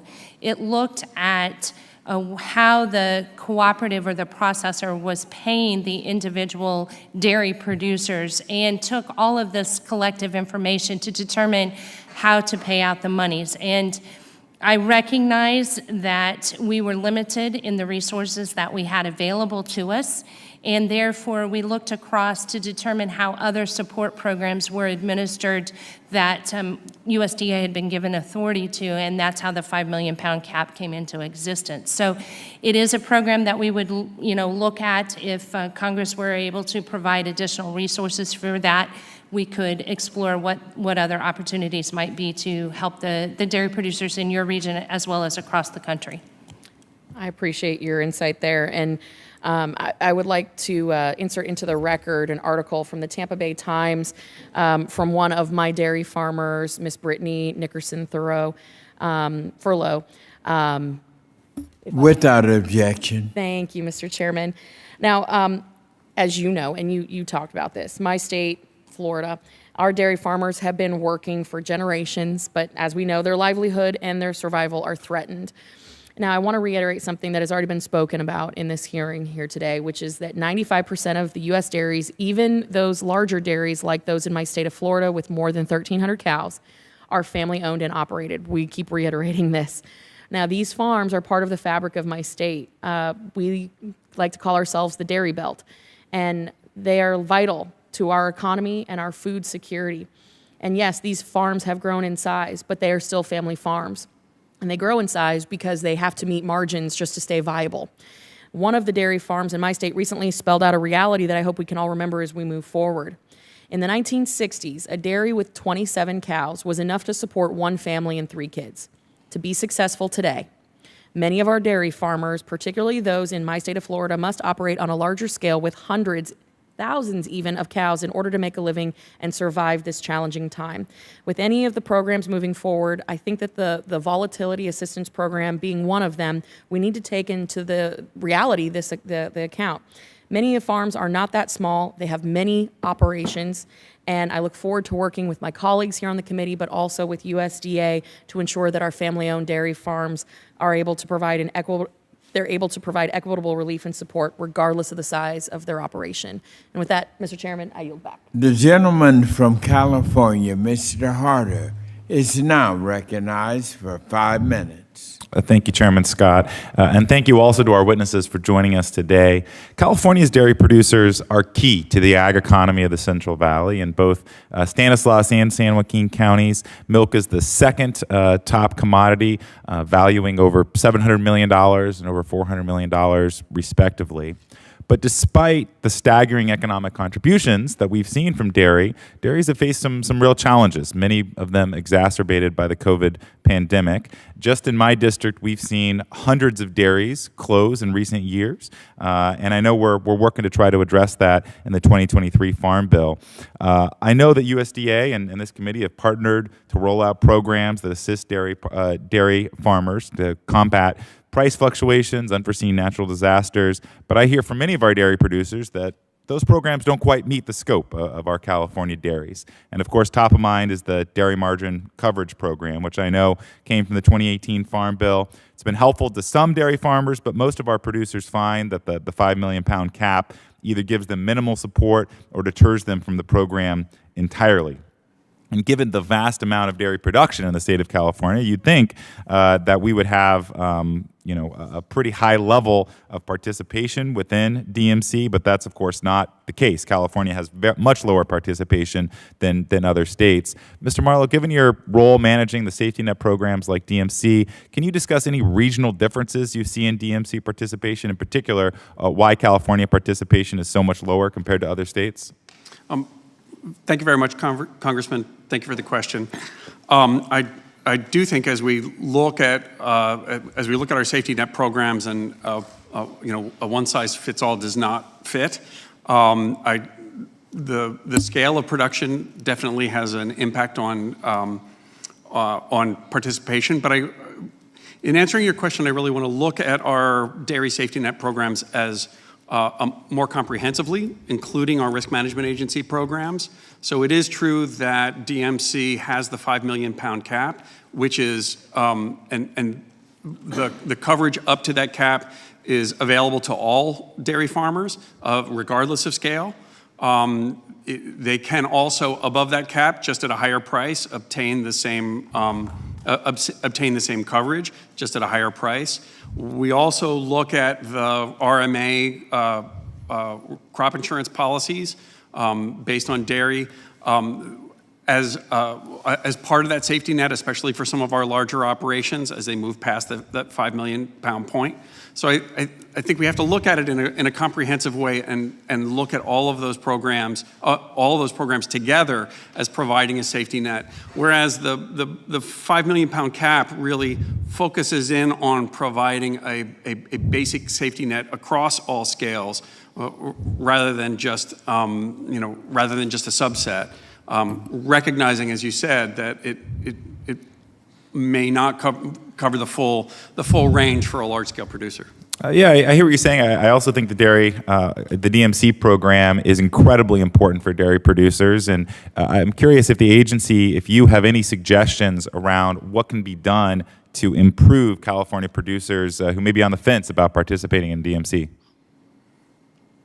Well, I think it's important to recognize that the margin factor of the DMC is one of the major issues that makes it effective for dairy producers, that it is focused on the margin. And we do have an RMA program that is also focused on margin, for dairy producers as well. We are happy to engage in a conversation on how it can be extended more effectively to producers across the scale, and are happy to engage in technical assistance as we look at additional proposals. Thank you. I appreciate your comments, and I do think it's important to make sure that as we look at the 2023 Farm Bill process, that we are making sure that our California dairy farmers are well represented. I look across this committee, I see a lot of folks that represent California dairies, more so than the 2018 Farm Bill process, and I think that should be a chief goal of this committee as we go forward. So I look forward to working with the committee and our chair and ranking members and our stakeholders to hopefully get this right. So thank you guys so much for coming. And Mr. Chairman, I yield back the remainder of my time. The gentlewoman from New Hampshire, Ms. Custer, is now recognized for 5 minutes. Thank you so much, Mr. Chairman, and I want to thank our panel for being with us today. Dairy is an important pillar of New Hampshire's diverse agricultural economy, so I'm glad we're having this discussion as we look ahead to the 2023 Farm Bill. In the last Farm Bill, 2018, we successfully retooled what's now known as the Dairy Margin Coverage Program that we're discussing today. The narrow margins between high feed costs and low milk prices strained dairy farms across the country, and that was especially true for small family farms in New England and in my district in New Hampshire, where transportation costs trend much higher. Farmers had been burned so badly by the previous iteration of margin coverage that not one dairy farmer I talked to in my district thought they would re-enroll. Thankfully, the DMC program won over many converts and has made a tangible difference in ensuring that farmers can access reliable margin coverage and choose between options that best fit their needs. And it was a tremendous testament to the type of work we can get done when we write the Farm Bill in a bipartisan way. Nevertheless, New England dairies continue to face significant challenges to their long-term viability, and we're still losing small dairy farms in New Hampshire who have a tough time remaining viable as the industry consolidates nationwide. Consolidation runs the clear risk of making our dairy supply chains less flexible, especially in moments that call for maximum agility. We saw this discrepancy play out in the early days of COVID, when farmers were forced to dump milk, even though families were going hungry. The supply chain dots just weren't being connected. I believe there's much more we can do in the next Farm Bill to shore up family dairy operations. So with that, let's dive into the milk marketing orders. In 2020, we saw the federal dairy pricing thrown off as a result of the increased demand for cheese in the Farmers to Families Food Box program, which then negatively impacted the fluid milk price. Deputy Administrator Cole, given this type of uncertainty, I'm curious if USDA is making any moves regarding federal milk marketing orders, and if you had been in touch and heard from small dairy producers about how best to ensure fairness for setting dairy prices. Thank you, Congresswoman. I appreciate the question about what we are doing within the federal order system. And right now, USDA's primary role is to have conversations with our stakeholders.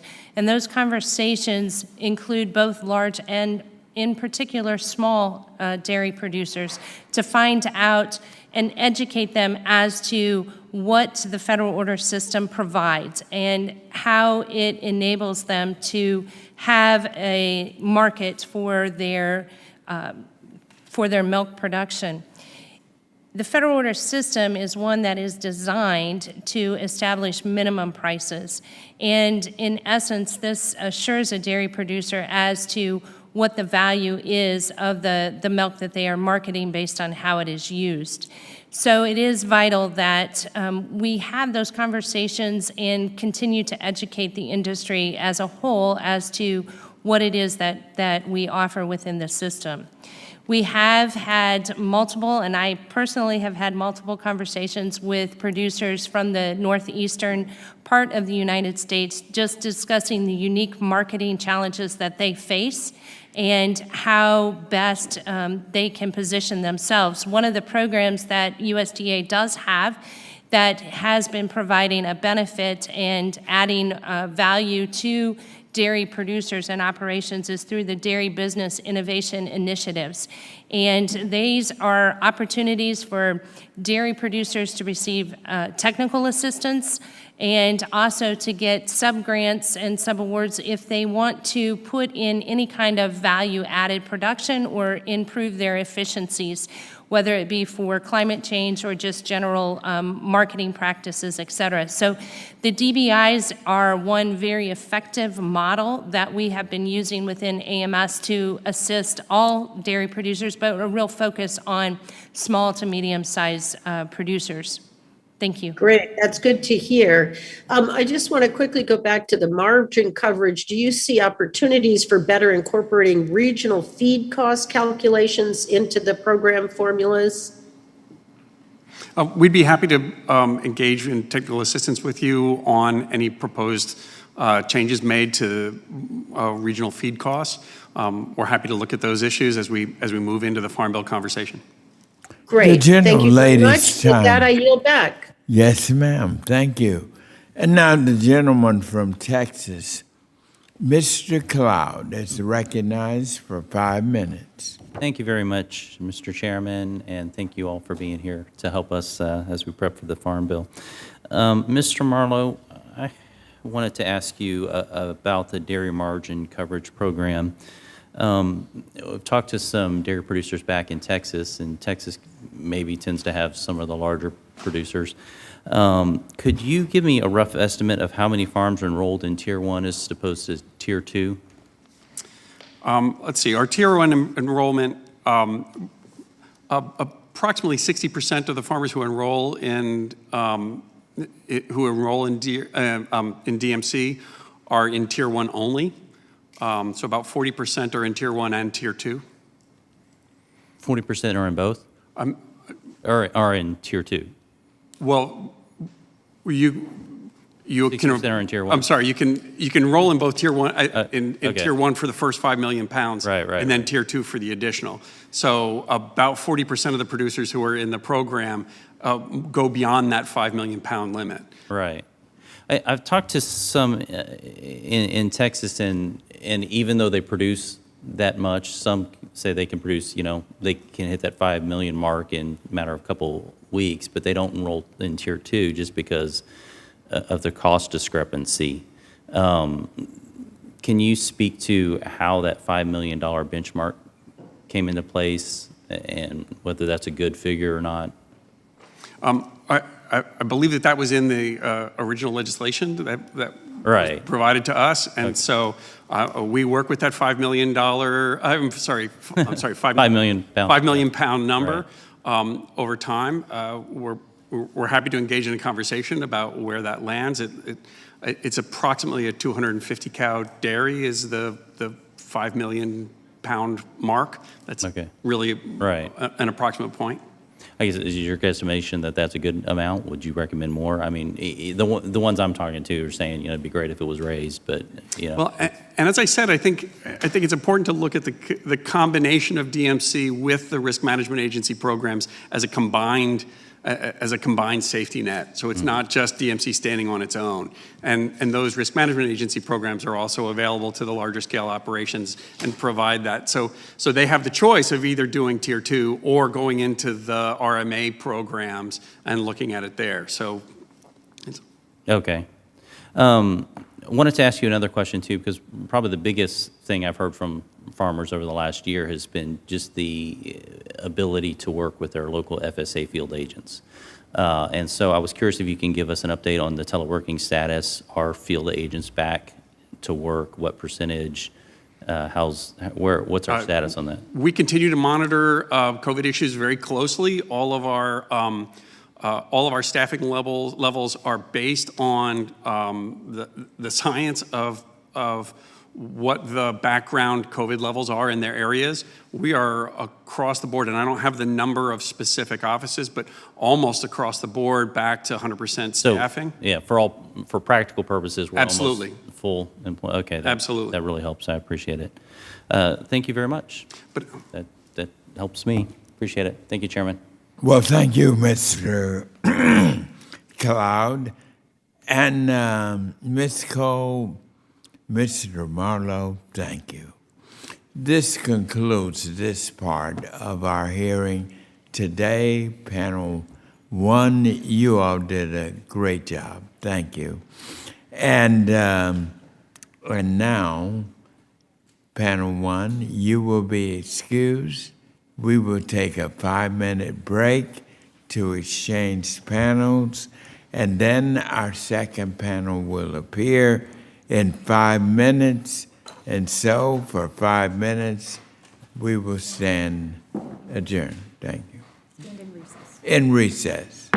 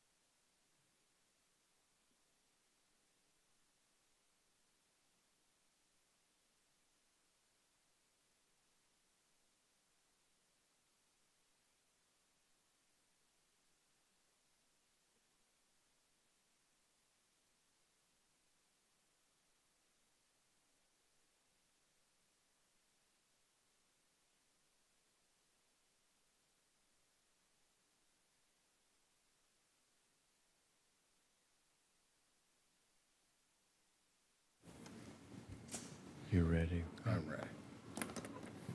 right. The committee will come to order. First, I want to welcome our second panelist and to introduce our first witness on our second panel today. I'm pleased to yield to the distinguished gentleman from Pennsylvania, my friend, the ranking member, Mr. Thompson. Thank you very much, Chairman. It's my pleasure to introduce fellow Pennsylvanian, Mrs. Lolly Lesher. Lolly, her husband William, and 3 of their children operate Wayhar Farms in southeastern Pennsylvania. The Leshers are 7th generation dairy producers and have expanded their operation to sell milk and ice cream direct to consumers. She's been very active in the industry in numerous roles over her career and is current member of the DFA Resolutions Committee. Lolly, thank you so much for joining us today. And I thank the ranking member for his comments. To introduce our second witness, I'm pleased to yield to the distinguished gentleman from California, the chairman of the Livestock and Foreign Agriculture Subcommittee, Mr. Costa.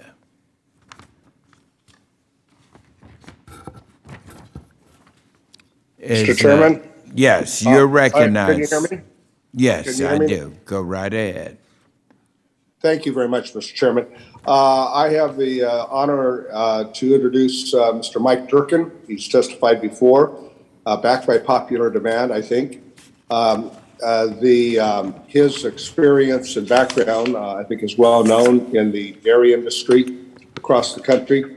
He's the president and chief executive officer of Leprino Foods, representing today the International Dairy Foods Association. Leprino Foods, many of you are familiar with, they're the largest producer of mozzarella cheese in America, which makes them the largest in the world. They also export 20% of their products abroad. So he's very experienced in the challenges with the food supply chain that we've had in the last couple of years as a result of the pandemic and other factors. What they do is produce protein, lactose, and other dairy ingredients that are critical to our food supply chain. And I might also say baby food formula that they sell to processors. Leprino Foods has 3 plants in California, notably in the San Joaquin Valley, 2 in Lemoore, 1 in Tracy. It's the home of the largest cheese manufacturing facilities in the world. Mr. Durkin has a lot of experience in senior leadership roles. He holds a bachelor's degree in marketing and finance at the University of Rhode Island and a master in business and finance from Pace University. We look forward to hearing from him again today, and I thank you for giving me the honor to introduce him. And our third witness is Mr. Travis Forges, who is the Vice President of Membership for Organic Family from Lafarge, Wisconsin. And our fourth and final witness today is Dr. Martin Barzee, an assistant professor of applied economics at the University of Minnesota from St. Paul, Minnesota. And now, Ms. Lesher, please begin when you're ready. Thank you. Good morning. Chairman Scott, Ranking Member Thompson, thank you so much for the opportunity to testify. My name is Lolly Lesher. My husband William and I own and operate Wayhar Farms in southeast Pennsylvania. Our family has milked cows for 7 generations, and in the past 50 years we added a retail farm market so that we could sell our milk and ice cream directly to consumers. We milk 240 cows and are joined in the family business with 3 of our 4 children. I'm proud to be a member owner of Dairy Farmers of America, and I'm testifying to you today on behalf of National Milk Producer Federation, of which DFA is a member. I'm pleased to offer comments on the current dairy policy, but first a few words about the economic landscape. Growth in domestic consumption and exports have been very bright spots for us. Milk prices have reached an all-time high level earlier this year, but the increasingly high input costs are pinching our farmer margins. Just this year, our family dairy farm has seen the cost of diesel fuel increase by 290% compared to 2019. This is a problem that's only getting worse. Prior to the 2018 Farm Bill, the dairy policy did not work as well as it does today. The previous margin protection program was well-intended but did not provide an effective safety net. Dairy farmers did not have access to other risk management tools. So the dairy farmers are very grateful for your work to reform dairy policy in the 2018 Farm Bill and the Bipartisan Budget Act of 2018. Being from Pennsylvania, I am particularly grateful to you, Ranking Member Thompson, for your advocacy. The Dairy Margin Coverage Program is much more effective and has worked well for farmers during these very difficult times. DMC worked well as intended last year, paid out over $1.1 billion to farmers nationwide, including nearly $89 million to Pennsylvania producers. Our farm has consistently purchased the maximum available coverage, knowing that DMC may not pay out, but has served as a very much intended safety net when needed. And I was very happy to learn 71% of farmers have signed up. However, there is always room for tweaking. DMC's production history calculation is outdated and barely relevant. It is critical that moving forward, farmers can update this calculation to reflect current productions. The current standard of 2013 was a long time ago, and many farms have grown to meet market demands or to allow children to join the family farm, just like my family farm did in 2015. To that end, we thank this committee for enacting the supplemental DMC to compensate farmers for modest production increases since 2014, and it's critical that this adjustment be carried forward in the 2023 Farm Bill. We also want to thank the committee and USDA for ensuring DMC better reflects farmer feed costs by fully incorporating the dairy quality alfalfa into the feed formula. And finally, we are grateful that like other producers, dairy farmers can now have access to other risk management tools like DRP and LGM. Just over a year after the current Farm Bill was signed, the COVID pandemic took a hold, and the entire country was impacted in hugely ways. Dairy farmers were never stopped producing our nutritious food, but we were not immune to the economic upheaval. The change made to the Class 1 mover in the last Farm Bill, combined with the government's heavy cheese purchase, cost dairy farmers over $750 million in Class 1 skim milk revenue in the last 6 months of 2020 alone. The Northeast order, which includes much of Pennsylvania, lost over $141 million, which is the largest share of any one particular order. The pandemic was, of course, a shock for all of us, but it highlighted a need to improve the federal milk marketing order system. Fortunately, the dairy industry, through National Milk, is working hard to reach an industry-wide consensus on fixes that we can take to USDA for consideration via a national order hearing. National Milk Farmer-led Economic Policy Committee is examining multiple issues, including the asymmetric risk inherent in the Class 1 mover and other areas. DFA is a member of the National Milk and is actively participating in this process. We recognize that for our efforts to succeed, we must all work together, giving a little bit to get a little bit. This is way too important for our future, and we look forward to working with the committee and the broader industry to help these efforts advance. My written testimony touches on key issues outside of the dairy title. In particular, we urge continued support of the Dairy Donation Program, which helps provide needed dairy products to food-insecure families. And we also support the Healthy Fluid Milk Initiative projects intended to increase consumption of milk and dairy foods. Again, I want to thank you for this opportunity to testify, and I'd be happy to answer any and all questions. Thank you. And now, Mr. Durkin, please begin when you're ready. There we go.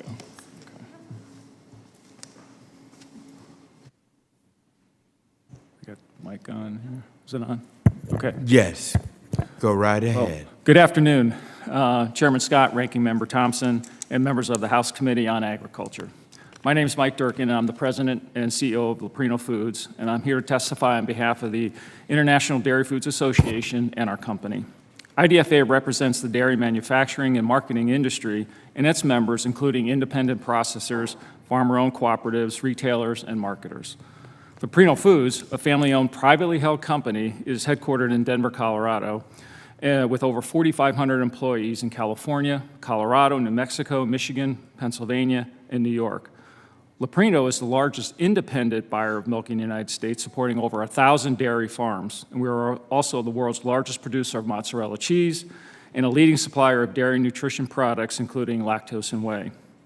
As the committee begins to discuss how the next Farm Bill can bring help to the U.S. dairy industry, we'd like to put forward 3 policy recommendations and raise awareness on a concern for the committee's consideration. These recommendations were developed by IDFA's Economic Policy Committee. The association's boards of directors, which include proprietary processors and dairy cooperative leaders, voted unanimously to support these recommendations. First, we also asked the committee to reauthorize and expand the Healthy Fluid Milk Incentives Program Projects Program. This program requires USDA to test different methodologies to encourage SNAP participants to purchase more dairy products. Under the program, when a SNAP beneficiary uses their benefits to purchase qualifying fluid milk, they also receive a dollar-for-dollar coupon that can be used to purchase more fluid milk or another qualifying dairy product. Pilots were launched last year at grocery stores in Texas, and more pilots are coming online this month in New Jersey. In addition, the USDA is expected to award funding by October that will allow approximately 250 new pilots across many regions. In the next Farm Bill, we hope Congress will agree to expand this program to include yogurt and cheese, as well as additional fluid milk options. Expanding the program would help more SNAP families achieve positive health outcomes by increasing their dairy consumption. Second, IDFA supports a permanent authorization of the Dairy Forward Pricing Program. This program allows producers to enter into forward price contracts with milk buyers for milk used to manufacture Class 2, 3, and 4 products. This program expires on September 30th, 2023, which means that no forward price contracts may be entered into after that date. Making this program permanent could facilitate greater utilization of the risk management tool because it would mitigate concerns due to the program's pending expiration date. Given this program has nearly universal support among producers and processors, we recommend Congress make this risk management tool permanent.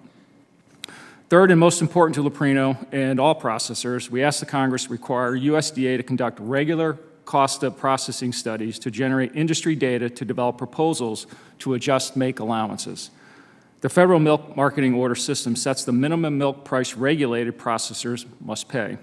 Since 2000, the system directly transfers the market value of products to dairy producers, while processors retain only the assumed cost of manufacturing or the make allowance. Current make allowances have not been adjusted in 15 years and do not reflect the cost of manufacturing in today's dairy products. Our industry is in this position in part because only 2 cost studies have been commissioned since 2000. Ironically, the most recent survey is also out of date because it excludes recent significant supply chain and inflation impacted data.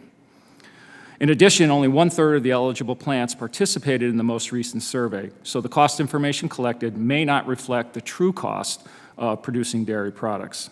Congress can improve this ad hoc system by directing USDA to conduct regular cost of processing studies to enable regular make allowance updates. In addition, Congress should require that plants reporting pricing data to USDA participate in these cost surveys. This will ensure the resulting data reflects plants of different sizes and regions. Related to this last request, I would like to discuss an increasingly urgent issue shared by the dairy producers and their processor partners, and that's the regulated pricing formulas. Current make allowances based on 2007 costs are woefully out of date. Coupled with ongoing inflationary pressures, the need to address this lag is increasingly urgent. While our proposal for USDA to conduct regular cost surveys will help in the longer term, the steps must be taken now to ensure adequate processing for capacity remains. Updates to the system will help ensure nutritious dairy products remain affordable to American consumers and exports beyond.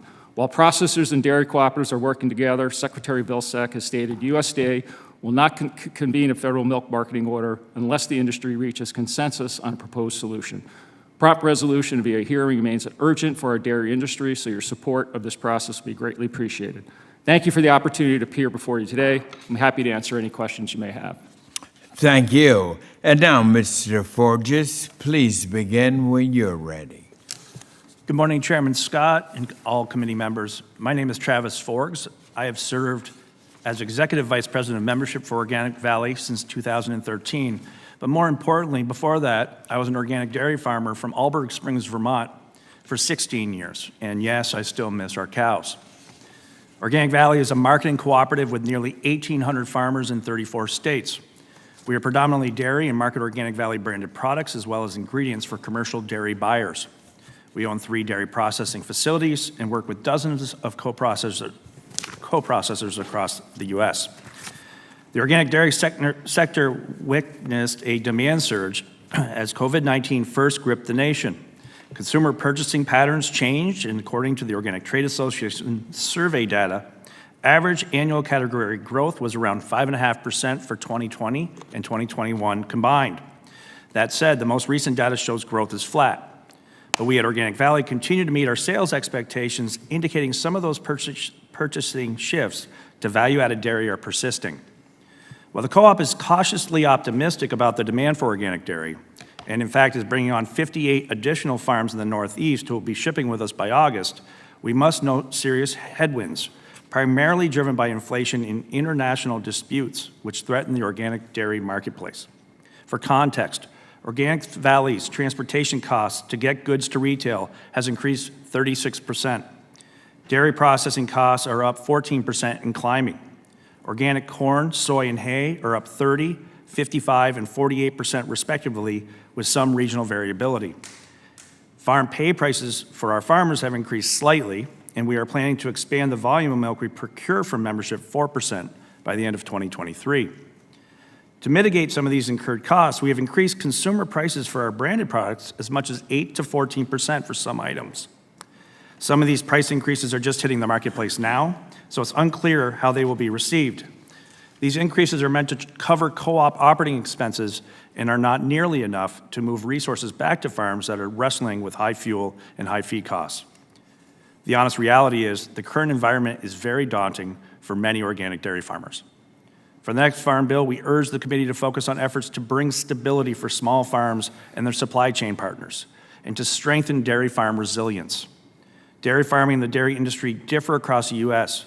Crafting a national farm policy that spans those variances is a difficult, if not near impossible, proposition. One recent policy development in the last Farm Bill was the Dairy Business Innovation Initiative, which seeks to address region-specific needs of the industry. Currently, there are 4 initiatives anchored in the states of Vermont, Wisconsin, Tennessee, and California. We urge a reauthorization and expansion of the Dairy Business Innovation Initiative to better service region-specific dairy opportunities and challenges. These initiatives convene farmers, industry partners, and academia with funding to tackle production, processing, and marketing needs of dairy specific to each individual initiative's coverage area. As we all know, dairy farming is more than just cows and milk, and we believe U.S. farm policy must be intent on leveraging greater sustainability so agriculture can better absorb the shocks of weather, markets, and unforeseen conflicts, be it a pandemic or geopolitical dispute. We must create a more resilient food system. The Farm Bill should seek to expand the Rural Energy for America program. Let's get renewable energy on every dairy farm that wants it. We better support grass-based farming systems. Let's get more animals on the land in a way that provides stacked environmental benefits. Needed is technical assistance, structural cost-sharing provisions, and new technologies. Standardize the accounting and verification of carbon reductions measures in agriculture. Policy and oversight is needed to level carbon markets in agriculture so commodity and product claims on carbon reductions are reliable. And maximize regenerative farming approaches. Prioritize manure management techniques such as composting and other soil health practices that lessen dependence on off-farm crop inputs. In conclusion, I cannot overemphasize the need to focus intently on keeping small family farms viable in this next Farm Bill. They are the social and economic engine of rural communities across this country. It is vital we work together to help these families stay on the land, providing nutritious food and economic opportunities for today and in the future. Our written testimony provides greater details on investments to support organic dairy producers and dairy industry participants. Thank you for the opportunity to provide remarks, and I welcome any questions from committee members. Thank you very much. And now, Dr. Bosey, please begin when you're ready. Chairman Scott, Ranking Member Thompson, members of the committee, thank you for inviting me to participate in this hearing. I'm employed as an assistant professor in the Department of Applied Economics at the University of Minnesota. I've been on faculty for 11 years. My research focuses on dairy markets, risk management, and dairy policy. I'm going to talk about two topics, DMC and then federal orders. Agricultural Improvement Act of 2018 substantially reformed the dairy safety net by transforming poorly functioning margin protection program into highly effective dairy margin coverage program. At the highest coverage level, $9.50 per hundredweight, DMC provides coverage for 20% of U.S. milk production. Had DMC been in effect for the last 21 years, since year 2000, its benefits would exceed costs to producers in 19 out of 21 years. Last year, it paid over $1 billion to producers. This year, no payments are estimated per my model due to high projected margins. Several research papers in prior years have expressed concerns that DMC may provoke additional milk supply. However, due to widespread use of processor-level supply management programs introduced during COVID, I do not believe that DMC will cause oversupply, even if rules regarding updates to individual production history were to be further relaxed. By and large, dairy margin coverage appears to be effective in accomplishing the legislative intent. On federal milk marketing orders, in 2018, U.S. Congress modified a formula used to calculate a price that fluid milk processors must contribute to federal order pools. The reason for the change was to facilitate hedging of raw milk purchases by non-traditional fluid milk processors, such as large restaurant and coffee house chains. The hope was that such change would increase fluid milk sales and thus increase federal order benefits to dairy producers. And to simplify, as long as prices of cheese and milk powders would move in the same direction and with approximately the same intensity, there was little to lose and potentially much to gain from the fluid milk formula change. Unfortunately, the pandemic affected cheese and milk powder markets in a profoundly different way. Federal government intervention through Farmers to Families Food Box program dramatically increased cheese prices, while milk powder prices were not affected. The new formula resulted in substantially lower milk checks and a widespread sense of injustice among producers in fluid-heavy areas. There are several broad aspects of this issue that should be considered in future reforms. First, lack of wide public debate on proposed reforms increases odds of a fragile or flawed policy design. Federal orders have comprehensive protocol for instituting changes through an industry hearing process, and legislative changes are best left for changes that cannot be done through a hearing. Second, to the maximum extent possible, the next Farm Bill should not make risk management less effective, either for dairy producers or dairy processors. And finally, no reform can be considered complete until it fully contemplates the long-term trends in U.S. dairy markets. My estimates are that over the next 10 years, the share of U.S. milk production utilized in beverage milk is likely to fall from 18.3% this year to 14.5% 10 years from now. Last year, we crossed a major milestone. We now export more milk solids than we consume domestically in beverage milk products. My estimates are that over the next 10 years, between 45 and 60% of all additional skim milk produced because our cows are getting better, that will need to be exported. And if our regulatory framework remains centered on prescribing minimum prices for raw milk consumed domestically in beverage milk products, it will be increasingly relevant for majority of U.S. regions where milk is primarily used in manufactured dairy products. The ultimate question we must ask is the following: do federal milk marketing orders suffice today and in the future to deliver fair milk prices to dairy producers? I lack confidence to answer that question in the affirmative. The critical missing ingredient is vibrant competition for farm milk. Today, it is extremely difficult for most producers to switch from their current buyer to another one. Anecdotal evidence from conversing with dairy producers, consultants, and educators suggests that some presence of anti-competitive behavior from some processors. Some dairy producers have confided to me that when a prospective milk buyer was willing to take them on as a patron, their current milk buyer stopped that from happening. Farmgate price discovery is also challenged by the lack of competition. If a corn producer wishes to know how different local elevators would pay for corn, all they need to do is go online or tune into their local radio station. In contrast, when some dairy producers have asked their consultants or educators for milk price benchmarking information, those service providers have in multiple instances faced tacit disapproval or even aggressive legal threats from some dairy processors. Now, we should not rush to generalize from anecdotal evidence, But in my opinion, it would also be prudent not to ignore it. Further research and an honest debate on competition in dairy is merited. Thank you for the opportunity to appear here today. And thank you very much to all of our witnesses. Excellent testimony. Thank you. At this time, members will be recognized for questions in order of seniority, alternating between majority and minorities sides. And you will be recognized for 5 minutes each in order to allow us to get in as many questions as possible. And as always, please remember, keep your microphones muted until you are recognized so we don't have that noise interference. And let me start with my questions. Mr. Forgy, I hope I pronounced that okay.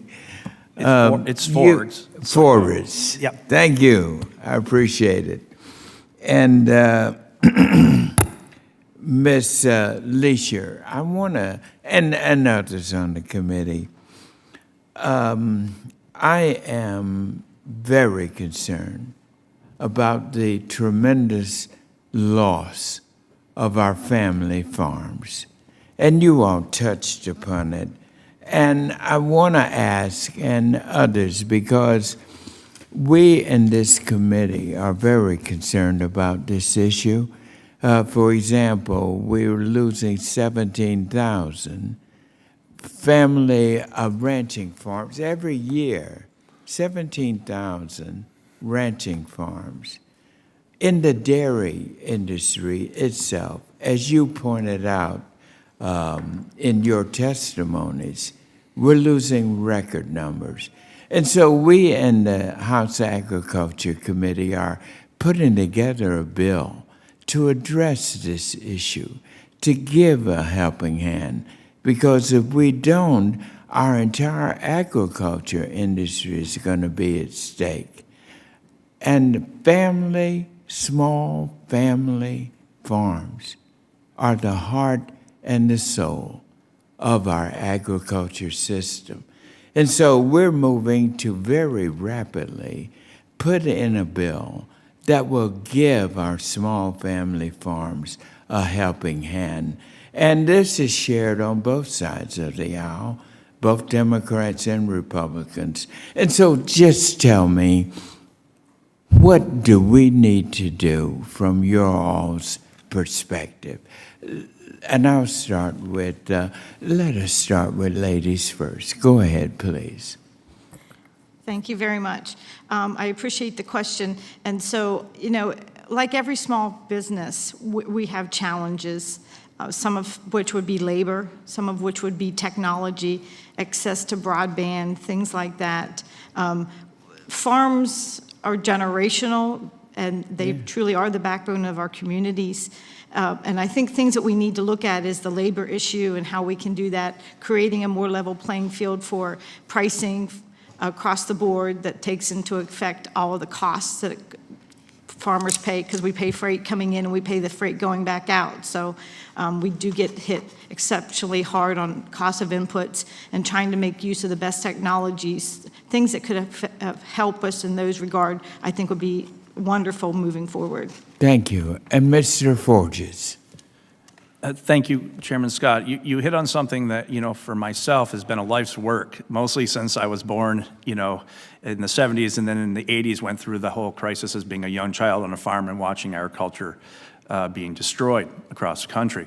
The farm town that I'm from had 21 dairy farms. When I was young, we're down to 3. 2 of them that are organic, and 1 of them that has gotten larger and is conventional. I can't emphasize anymore that our farms, and of course we're in an organic system, 1,800 families, 34 states. We just barely finished our visits with our regional meetings where farmers can come in, discuss what's going on. We do that twice a year. And we met across the country, And what we're seeing with this elevated cost and inflation, and what we're seeing with the cost of feed, or just the availability of feed, because of the climate changes we're seeing, right? Doesn't matter why we're seeing them, but it is extremes out there, and that's causing even availability of feed to be a crisis-setting situation. How can we do more? And I think this is where we all need help, because ultimately, you know, the big question our farmers are saying is, well, let's charge to the marketplace. Well, the marketplace is dealing with absolutely everything else that we're dealing with, right? Everyone's buying gas at very expensive costs and increased inflationary costs. Are they going to be able to accept premium costs for the addition on top of their premium half gallon of milk, right? And so that's probably not realistic given this current conditions. We have to find other ways. So I strongly encourage us to focus the Farm Bill in areas of resiliency, how to help farmers be more resilient, and how to pay them for things that are maybe not just for making milk on their farms, but for climate work, for energy work, and such. I would strongly encourage farm resiliency. Thank you. And thank you. Well, we're moving on this, and we hope to get this legislation together because it is an immediate problem, and we're working on it. Hopefully, we'll be able to get a bill introduced within the next week or so. And now, with that, Ranking Member, I will recognize you for your opening remarks. Thank you, Chairman. Thanks to all the witnesses. Ms. Leisure, in your testimony, you referenced the asymmetric risk facing producers under the current Class 1 mover formula. Could you go into a bit more detail on this risk, and can you elaborate on where NFPF is in the process of developing any recommendations for the mover? Yes, thank you very much for the question. So there's a ceiling on how much better the new mover can perform compared to the old mover. And that ceiling is at 74 cents per hundredweight, which would occur when the Class 3 price and 4 price are identical.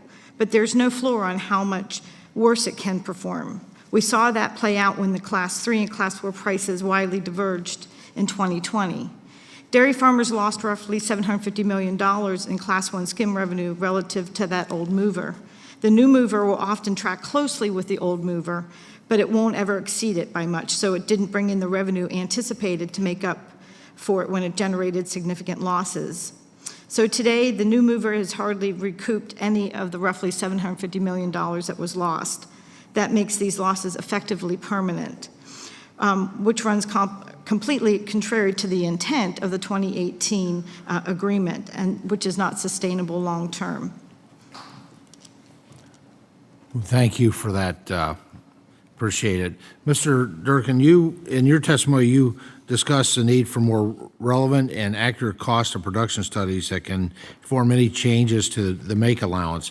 I know there's a desire to make reporting costs mandatory. Do you think this will be a burden to processors, or would it be an easy lift to include these figures alongside what is already being reported for the current pricing formulas? Yeah, from our perspective, we look at this as not a burden at all.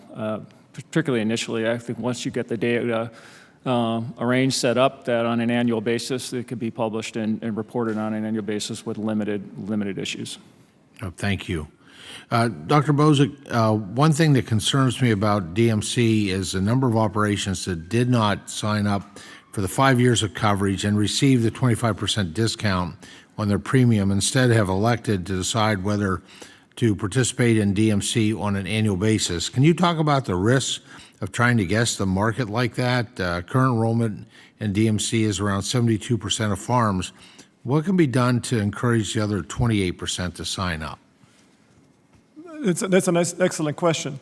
2020 is the best year when folks, some folks did not sign up for DMC. They thought it's going to be a good year.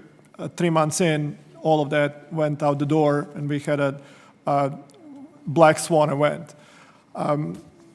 In my outreach programming for dairy producers in the Upper Midwest and really nationally, I always say that any time spent thinking about enrolling in DMC is time best spent on something else, because 950 coverage, it should be the default choice for dairy producers. The 25% discount is a great deal for 5-year coverage, And I hope that that is again available in the next Farm Bill. Thank you. This question actually is for Ms. Leisure and Mr. Forges. As members of dairy cooperatives, can you speak to the importance of the cooperative structure in the dairy industry? And as a producer, what are the benefits that you see from being a member of your cooperative? I guess I'll be happy to answer that first. Thank you so much. So we've been a member of a co-op since my husband and I took over the family farm in 1989. We look at it as a real asset. I know my milk will be picked up. I know I will get paid on a prompt, fair basis. As we learned when unfortunately my neighbors shipped to Dean Foods, they did not have that ability. So, co-ops provide a lot of security for dairy farms, and they do work on our behalf to enhance our farm in many ways. They provide a lot of technical support as well. So it's a real asset to be a member to a cooperative. Yeah, I would add that for us, it's given the opportunity for our farmers to be heard. I think that, we go out of our way to make sure that farmers are given the ability to be engaged, and we listen to our farmers. As a farmer 100, I always felt that the importance of being heard. Doesn't mean you always get your own way. And trust me, with 1,800 families, not everyone's going to be happy all the time. But being heard and being part of the equation to make things better, especially when you're trying to do something like us, which has been on a stable pay price for 34 years and working our way slowly up and holding stability. When you're doing something like that, it's really important to have the ability to be together and cooperative. Well, thank you all for your responses. Mr. Chairman, I'd ask unanimous consent to submit for the record, and then I'll submit to our four witnesses some very thoughtful questions were put together by a Grassroots Pennsylvania Dairy Advisory Committee. I appreciate the hard work that those folks do on the dairy issue. Without objection. Ranking member, do you? My time has expired. Okay. Next, we go to, excuse me, the gentleman from California, Mr. Costa, who is also the chair of the subcommittee on livestock and foreign agriculture, is now recognized for 5 minutes.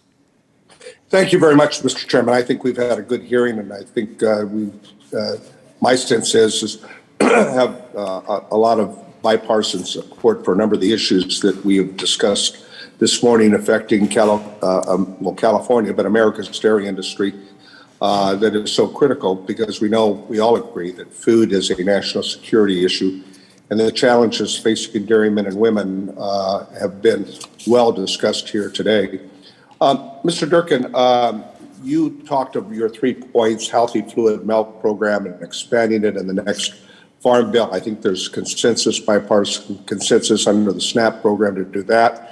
I asked the question about permanent extension on the risk management tool, and I think there's bipartisan support on that effort as well.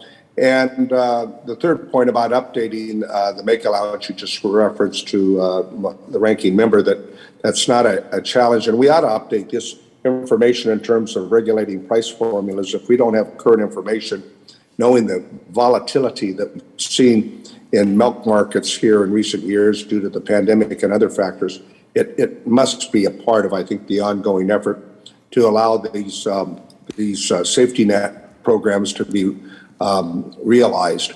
I want to shift the conversation a little bit, because another factor of this pandemic has been the upending of our supply chain efforts, both in terms of feed for dairies and movement of that feed, but also exportation of our milk products around the world.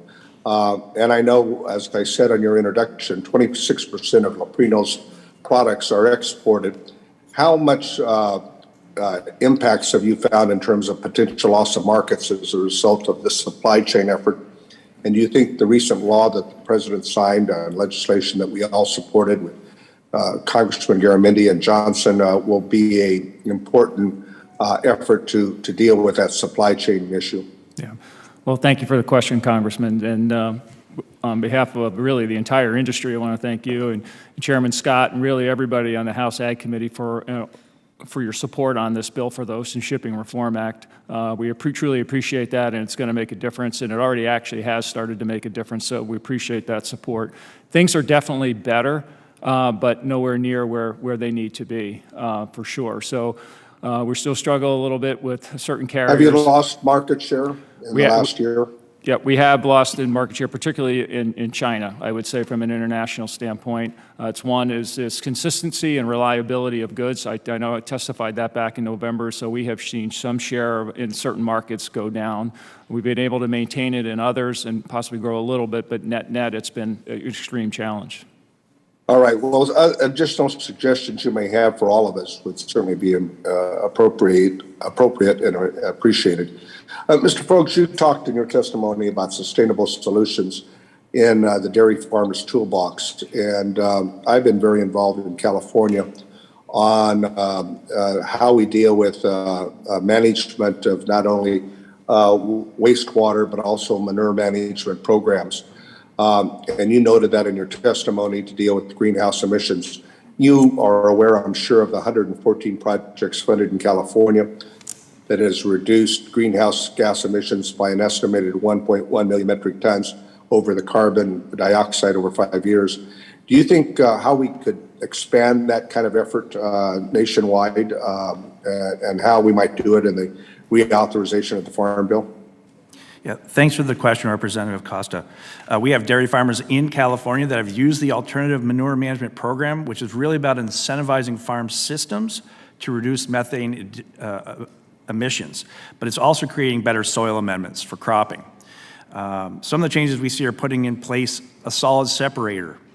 Yes, and that's what it sounds like, and then developing composting systems with that manure. You're really diverting I'm very familiar with the details, my friend. I'm wanting to know, can we expand that in the reauthorization of the Farm Bill to provide those benefits nationwide? And have you determined what the potential expansion of that would be nationwide if we followed in the example that we know in California? Well, we would applaud the program being implemented, or we applaud the program that's being implemented by the state of California. In our opinion, you could really take what California is doing and see if it's something we can offer nationwide as an option in the next Farm Bill. Thank you. Mr. Bostic, I only have a little time left, but you talked about competition with dairies, and you talked about being able to move on contracts. In California, until the milk pooling effect went into effect, dairy contracts are critical. How do you think we bridge that gap with so many belonging to co-ops? 56% of the milk produced in America is member of co-ops. I have a few seconds only for this answer. I believe that you should look for industry to provide proposed solutions. It's the role of academics to elevate issues for debate, to analyze proposed solutions, to project trends, etc. But when it comes to solutions, I don't think that it's up to us in academia to be in the to be the priests from the ivory tower church. We need to look for industry to come forward with proposed solutions, and then we can analyze them. I do believe that we will see a vibrant debate on this in the months to come. Thank you very much. The gentleman's time has expired. And now the gentleman from California, Mr. LaMaffa, is recognized for 5 minutes. Thank you again, Mr. Chairman. And thank you again for our second panel for appearing with us today to help educate us on how to go forward best in this new Farm Bill with regards to dairy. I wanted to, with Mr. Durkin here, go over just some of the nuances you were talking about in your testimony. As we know, market price for milk is based on several factors such as butter, fat, and solids, and other things that I'm not greatly expert on here, but there's a rate set based on, like the rice I grow, for example, at home. It has what is the milling quality of my rice as it comes out, brokens versus whole kernels and such like that. So we all understand that kind of thinking, but so you have these input values, and then you also have the costs, the processing costs of getting, and the terminology used are called make allowances. So what we're looking at is that the data on cost inputs and why that's important to you is very reflective of today's costs, or should be reflective of current costs, whatever year it is of doing business. And so in previous conversation and today, what we seem to have is very old data from these cost studies, cost reflections that are in some cases, I guess, 15 years old. And a more recent one may have been done and may be seen as accurate. But right now, with costs changing practically hourly because of energy, because of feed, lack of feed, drought, whatever, it seems to be there needs to be an ability to have a very adept, very nimble way of keeping costs at the forefront so that prices are going to reflect that and the industry is healthy. So with inflation the way it is, I'm not even sure how you keep that roller coaster somewhat in line, but we'd love to hear what ideas or innovations that we could do to keep it reflective of current. So to drill down on that point, how often should the USDA conduct these cost studies to try and have some level of accuracy in the make allowances portion of cost to the industry? Yeah, I think we would say on a regular basis, obviously sooner than 15 years, Yes. it would be there. So we'd advocate from a Leprino standpoint to do it on an annual basis. If it becomes too burdensome from a cost standpoint, from a USDA perspective, or even some plants or other companies, there may be an indexing that could be done on a basis. So you do a cost study every other year or every 2 or 3 years, and then you could index some things after that. So that's I think a way to get at that. But if you look at the recent data, it would suggest and then we know it's outdated. It says there's close to a 30% differential from where it was in the old cost study to the new one. And then on top of that, it doesn't even reflect the current cost. So it's probably Which years of the two? Excuse me? Between the 15-year-old one and the more current one? Is Correct. 30%? And how about from the one that's most current and say today? Yeah, if you were to add that, it's in excess of 40%. 40% between the last one and the one that isn't done? Correct. Wow, that's tremendous. So you feel if you did a current deep dive, then after that, it could be kept up with a less complex indexing system? It could be, and I think that's a way to look at that. I think there's some conversation with industry as well as the House Ag Committee to talk about what makes the most sense. But we'd be happy with an annual, but if that becomes too burdensome from a cost standpoint as well, as I think there's maybe a simpler way to get at that. You think that'd be a burden on producers or on USDA process? Actually, maybe both, and I was speaking specifically on USDA. Yeah. Okay. It would not be a burdensome from our standpoint as a company. Yeah, and probably for other producers as well, similarly. So, correct. So we just really have to get a reflection from USDA. Is it something that they could be doing annually, and how could we streamline their ability to do that? Yeah. Okay, so these cost studies in the past were only participated, as you mentioned, by about 1/3 of the plants, and so do we need to have? Well, I'm sure it's skewed at that level. How do we have maybe a 90-95%? Does it need to be a requirement? How would we do that? Yeah, we recommend it be a requirement, and I know Dana Cole, who spoke before us, also put that out as well. So we're required to submit prices to USDA. I would think that as a requirement to submit prices, you're actually going to also submit your cost data as well. Okay. What's labor situation look like? We worked on the Farm Workforce Modernization Act, I know, in a word. Listen, labor is a challenge across the board. Yeah. So not only at the farm level, but up through processors, and I would argue the entire supply chain. So if one cog in the wheel is working, but you don't have the others going, whether that's transportation, rail, shipping, farm, or processor, labor is an issue across the board. Got to do it. Thank you, Mr. Chairman. Thank you. And now we'll hear from the gentleman from Georgia, Mr. Allen, is now recognized for 5 minutes.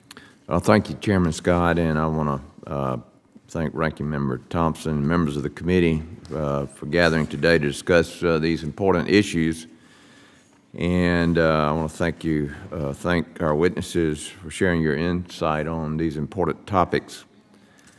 Frankly, I hear this over and over again in the 12th District of Georgia. And, we can't anticipate a lot of these things in writing the new Farm Bill, because the last time we've had this kind of inflation and supply chain issues and whatnot was the early 80s. And of course, we know what happened to the family farm in the early 80s. It was probably the biggest crisis we've had until now. And we lost a lot of farmers in the early 80s. So what provisions do you make in a farm bill when these things happen? So that's 30 years ago. And so, of course, what I'm hearing from our crop growers is input cost. I had a round table Friday afternoon, and they just have no idea. I mean, they don't know what things are going to cost next week.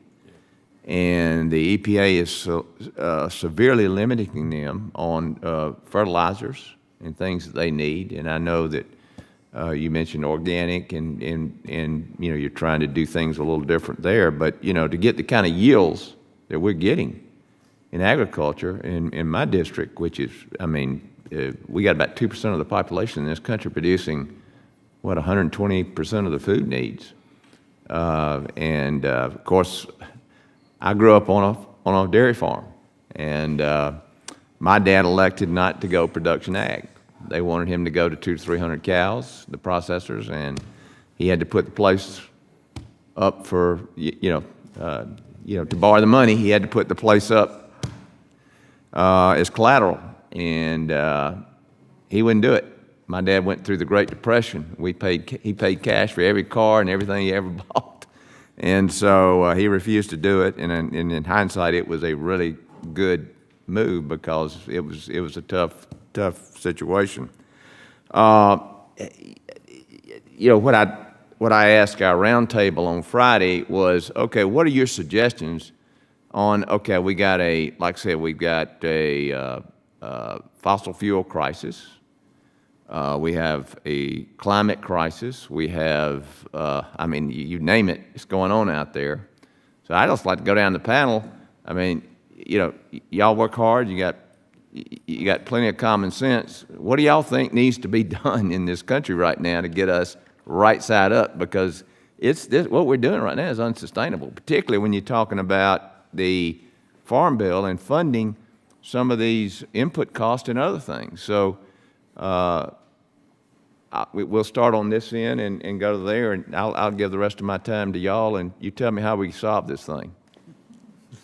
Representative Allen, on the dairy margin coverage, we can introduce energy index, or we can increase the maximum coverage level from, for example, 950 to 10. That's Title I. In Title 11, in crop insurance, we can design livestock gross margin, which is also a program that I help maintain, so that it allows increased emphasis on feed or non-feed costs as well. We don't have non-feed costs in that part as well.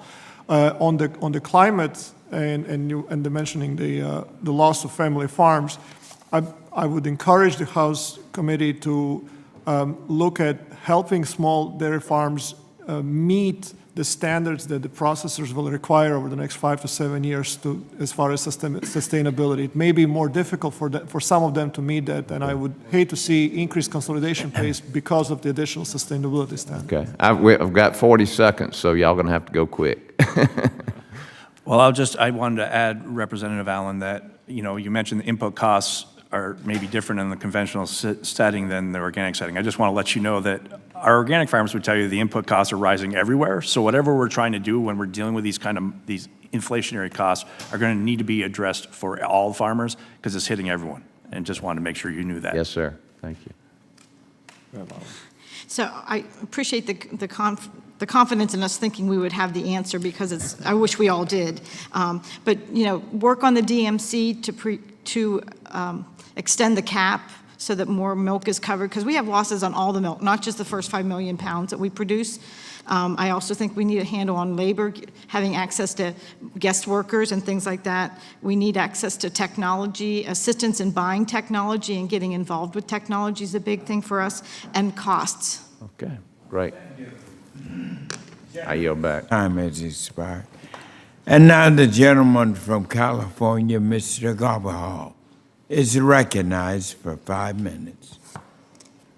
Thank you, Mr. Chairman, and thank you to all the witnesses participating on today's panel. Mr. Forbes, can you tell me some of the benefits of organic health to consumers, and what about benefits to the environment? Thank you, Representative Garbahal.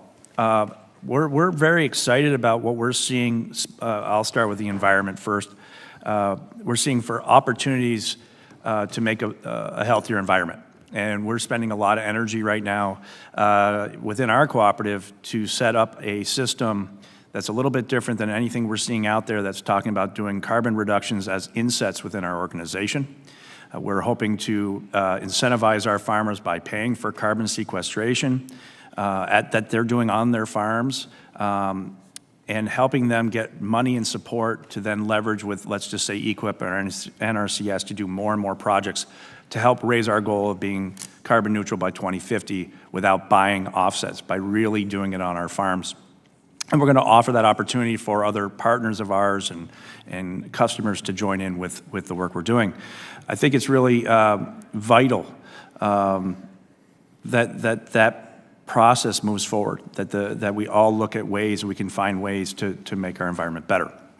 As for the health for consumers and customers, we continue to tout the work that we're doing.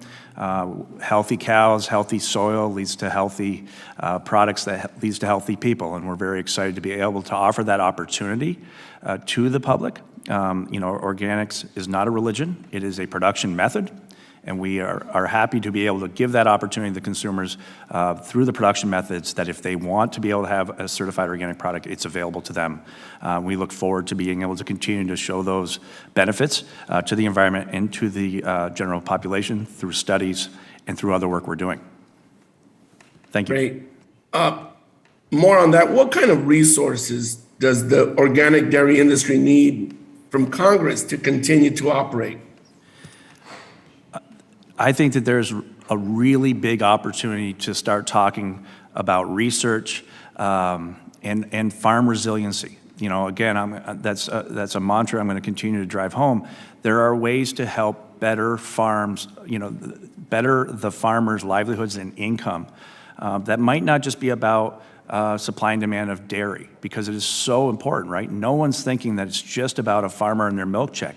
It's that community piece. It's rural livelihoods that are on the line here in rural economies.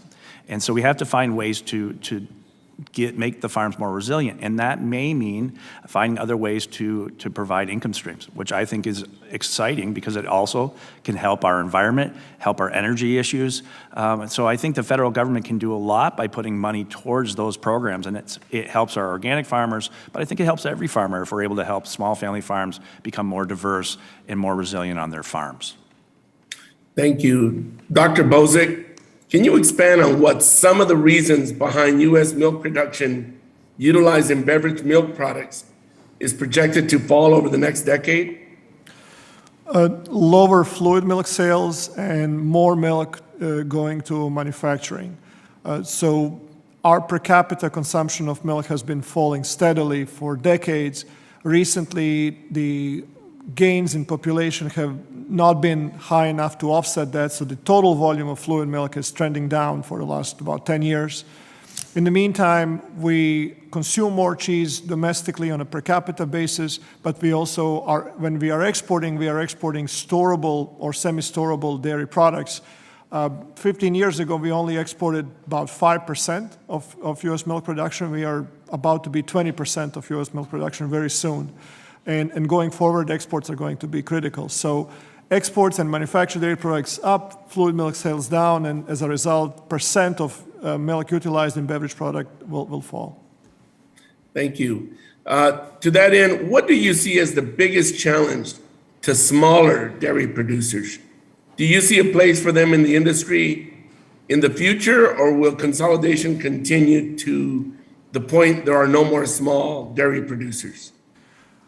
Dairy margin coverage was truly a momentous change that I believe substantially reduced the pace of consolidation in the dairy industry and will afford dairy producers over the next smaller dairy producers over the next decade to be financially viable. The new emerging challenge may be sustainability standards that are coming up. They will be required by the buyers of dairy products to dairy processors, whether they're private or cooperatives, and then cooperatives will have to ask their members to, and private processors will have to ask their patrons to oblige with. And if such technology is more financially viable on larger farms than smaller farms, that may again increase the consolidation pace. So Thank you. The gentleman's time, unfortunately, has expired. Now the gentleman from Indiana, Mr. Baird, is now recognized for 5 minutes. Thank you, Mr. Chairman and Ranking Member. We really appreciate all the witnesses here and the expertise that you share with us, because you're on the front lines and the cutting edge of the industry, and agriculture is so important to our country as well as the district I'm from in Indiana. And so my first question goes to Ms. Lesher. Yeah, I know dairy farmers have endured significant volatility in recent years, especially during this pandemic. Could you share with us, because I think it's important for us as a committee to understand the role of these cooperatives play in helping farmers through these tough challenges? Go ahead. Thank you for the question. I think that one of the benefits of a cooperative is the fact that they share information with their membership. They help us encourage people to participate in programs like DMC, sign up for that safety net. I call it an insurance policy. The co-ops have been able to help sustain, and again, as I mentioned earlier, I know I'm going to get a milk check every single month. When I ship my milk, I know they're coming to pick it up. I know I'll get paid for it. So they offer a lot of stability, and they offer a lot of technical expertise to our family farms. Absolutely, and that hasn't changed over the years, has it? That steady income is pretty important to the viability of those farms, including dairy farms. My next question goes to everyone. I understand they're calling for the Dairy Forward Pricing Program to be permanent in the next Farm Bill reauthorization. So did any of the witnesses have thoughts on that proposal? And as a follow-up, would it be supported by all sectors of the dairy industry? So feel free to go ahead. Ms. Lesher, we'll start with you. I'm sorry, I missed part of the question. The dairy. The forward pricing program, there's a call for that to be included in the next Farm Bill. Yes. And so I want to know what your thoughts are about that. And I want to know about whether or not all the sectors of the dairy industry would support that. So it was an additional risk management tool for dairy farmers, something that was new to us, and we're still learning how to navigate through the system. But I think anything that will be in place to help mitigate risk is definitely something we need to continue. Yes. Mr. Durkin, how about you? Yeah, we're fully supportive of the program. And to your question, does it have support? In our mind and our understanding is it has universal support across the dairy industry. So we think it just makes sense. The challenge, if you think about it, it expires at the end of September. So the ability to go beyond September before the Farm Bill is actually approved, that farmers aren't going to be able to hedge anything. And really, when you go 6 months out, the validity of the program starts to fall apart. So that's really the need to make it permanent. Good information. Thank you. Mr. Forges? Yeah, I don't, thank you for the question. I don't believe that there's any issues on an organic level that we shouldn't have everyone involved with risk management tools. The more tools, the merrier. I think we have to find ways to take risk out of the very complex piece of dairy farming. So we would be supportive of that as well. Thank you. Dr. Bozick?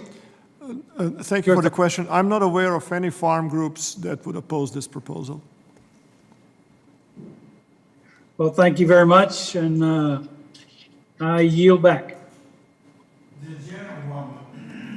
The gentlewoman from Minnesota, Ms. Craig, is now recognized for 5 minutes. Well, thank you so much, Mr. Chairman, and thank you to the ranking member, Mr. Thompson, for today's hearing on the Farm Bill provisions. It's a critical topic in the Farm Bill, given the many benefits that the dairy industry provides to folks across the country. Minnesota's 2nd congressional district is home to more than 350 dairy farms and more than 45,000 milk cows that account for more than $200 million in annual sales of dairy products. The family farmers on the dairies across the district are a key part of our rural economy and communities. Over the past year, I've had the privilege of visiting family dairies in my district, like the Zwaber Farm in Elko, New Market, and the Buck Family Dairy in Goodhue. I've heard a lot about the challenges facing the industry and the ways in which federal programs are impacting those operations. One of those programs is, of course, the Dairy Margin Coverage Program, and I first want to turn to Ms. Lesher. Ms. Lesher, in the 2018 Farm Bill, it enacted the Dairy Margin Coverage Program, which I know has been just an important safety net to producers in Minnesota. Can you talk a little bit about what factors you weigh and how you decide to sign up for the program each year? Thank you very much for the question. So on our family farm, it's a no-brainer to sign up for DMC. I mean, it's like an insurance policy. It's one of those things you invest in and you know it's there. If you really need it, you hope you don't. We hope our margins are larger than what we're insuring for, and we've always bought in at the highest possible coverage. It's an easy way to help mitigate some of our risk. That's incredibly helpful as we start to think about the 2023 Farm Bill. Turning now to another topic which has come up during visits with dairies in my district, and that's the attention that producers are paying to land care and management in response to both increasingly variable weather and also changes in consumer demand. So I'd like to ask this question for each of the panelists here today. Can you describe how your operations are dealing with the more unpredictable weather patterns and the increasing consumer demand for climate-friendly products? I know that these are issues that family dairies in my district care deeply about, and I'm curious to hear more about the ways you're working on them as well. So let's start with Mr. Forks. Thank you, Representative Craig. It's a great question that you're asking. I think it's really relevant for lots of reasons. It can be a business relevance because of, as we're trying to forecast the supply that we're going to see from farms across the country based on biological systems that are affected by weather. And then at the same time, being a part of a marketing cooperative that's trying to continue to find ways to represent our products in a way that's authentic and special in the products that we're offering to the consumer and to our customers. So we continue to look at farm resiliency and really dealing with climate in everything we do. Let's be real. All of us in dairy, conventional organic, Scope 3 emissions is the biggest challenges that we're going to have, or at least one of the largest challenges we're going to have as we move forward. So at Organic Valley right now, like I mentioned, we're already launching into a carbon program right now that really works on insets and working with our farmers to give them dollars for the work they're doing. I think that the other important piece is really to understand the science of this, and we're deep into the science of what a life cycle analysis, of your carbon life cycle is about. And we really think that that's going to be an important key for all of us as we move forward to really focus on knowing where you are with carbon and where you're going to move in the future. I appreciate that. And I've got about a minute left, so Mr. Durkin. Yeah. Thank you for the question, Congresswoman. Obviously, it's a huge challenge, and we're willing to face that. Obviously, we signed on to the Stewardship Commitment as part of the Innovation Center, which is a subset of DMI, this Global Dairy Platform. We honor that as well with the Pathways to Net Zero. It is a huge challenge. When you think about this, obviously, we just talked about it with Travis about Scope 3, which obviously 1 and 2 is our key primary responsibility, but we have to be in partnership with our farmers to make sure we're going to get there. We are seeing huge push from our customers as well. So we're primarily B2B, But our customers that we go to, some of the major food suppliers in the world, is definitely a challenge that we're going to have to face. I'm going to give Dr. Bozick the last word since I haven't heard from him. I can only repeat what I answered before, Representative Craig, that Congress should look to the industry for advice on how to make sure that smaller family dairy farms are not left behind in implementing additional requirements that they will need to meet to stay in business. Some of these technologies work better when you have more cows to spread fixed costs over more head. And we should not, in solving the climate, we should not allow the pace of consolidation to pick up again in the dairy industry. Thank you so much. With that, Mr. Chair, I yield back. The gentleman from Ohio, Mr. Balderson, is recognized for 5 minutes. Thank you, Mr. Chairman, and thank you to all the witnesses for being here today on panel 2. My first question is for the whole panel. Trade is critical for American agricultural, and the dairy industry is no exception. Mr. Lesher, in your testimony, you emphasized the importance of trade for the dairy industry and how exports account for 17% of production. Can any of you discuss in more detail how important the Market Access Program and the Foreign Market Development Program are for the dairy industry? And who may ever want to go first, go right ahead. Thank you. Let's go first. I'll go. I'll be happy to answer the question just to get started. Trade is very, very important to the dairy industry and most segments of our agriculture in the United States. We do need some new free trade agreements. We are limited in those regards. We also have some tariffs in place that are limiting what we can do. The challenges of getting through the ports have created some issues. So we do have some things we need to work on to continue to grow our opportunity and maintain a stable income for farmers through exports. Yeah, I would add to Ms. Lesser's comments that the trade is usually important. I know Dr. Bozick's talked about the amount of dairy solids being exported. We're right around 25 to 26%, which is far in excess of what the is for the entire dairy industry as a whole in the U.S. We have a huge opportunity in the U.S. to actually capture a large share of the dairy growth on an international market. So clearly, the current programs that we have in place are important, but I would emphasize, and I know Ali talked about it as well, more free trade programs, more tariff issues, and non-tariff barriers that are out there have to be eliminated for us to capture that. We are in a prime position as a U.S. dairy industry to capture that growth. And absent some of those programs, I think it's going to be a challenge for us to do that, as well as I know we talked about some of the supply chain challenges as well. Thank you. Did anybody else want to add? Is that good? Okay. I had a follow-up, but I think you just addressed it very well. So it was on how we can, any recommendations. My next question is for Mr. Durkin. You mentioned in your testimony the growth in milk product exports from the U.S.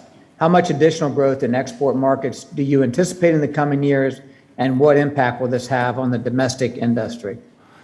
Well, exports are up. There's no doubt about that. And that's even despite some of the supply chain challenges we have. And I testified earlier, even with that, we've actually lost some market share in key markets, China being one and a few others. So it's a huge opportunity, as I mentioned, to continue to grow. And we need to work together, the entire dairy industry as well as government, to sort of kind of bring down those barriers and help with the supply chain issues to be able to handle that. But we're bullish on international shipments, and hopefully some of those barriers will start to ease. Okay.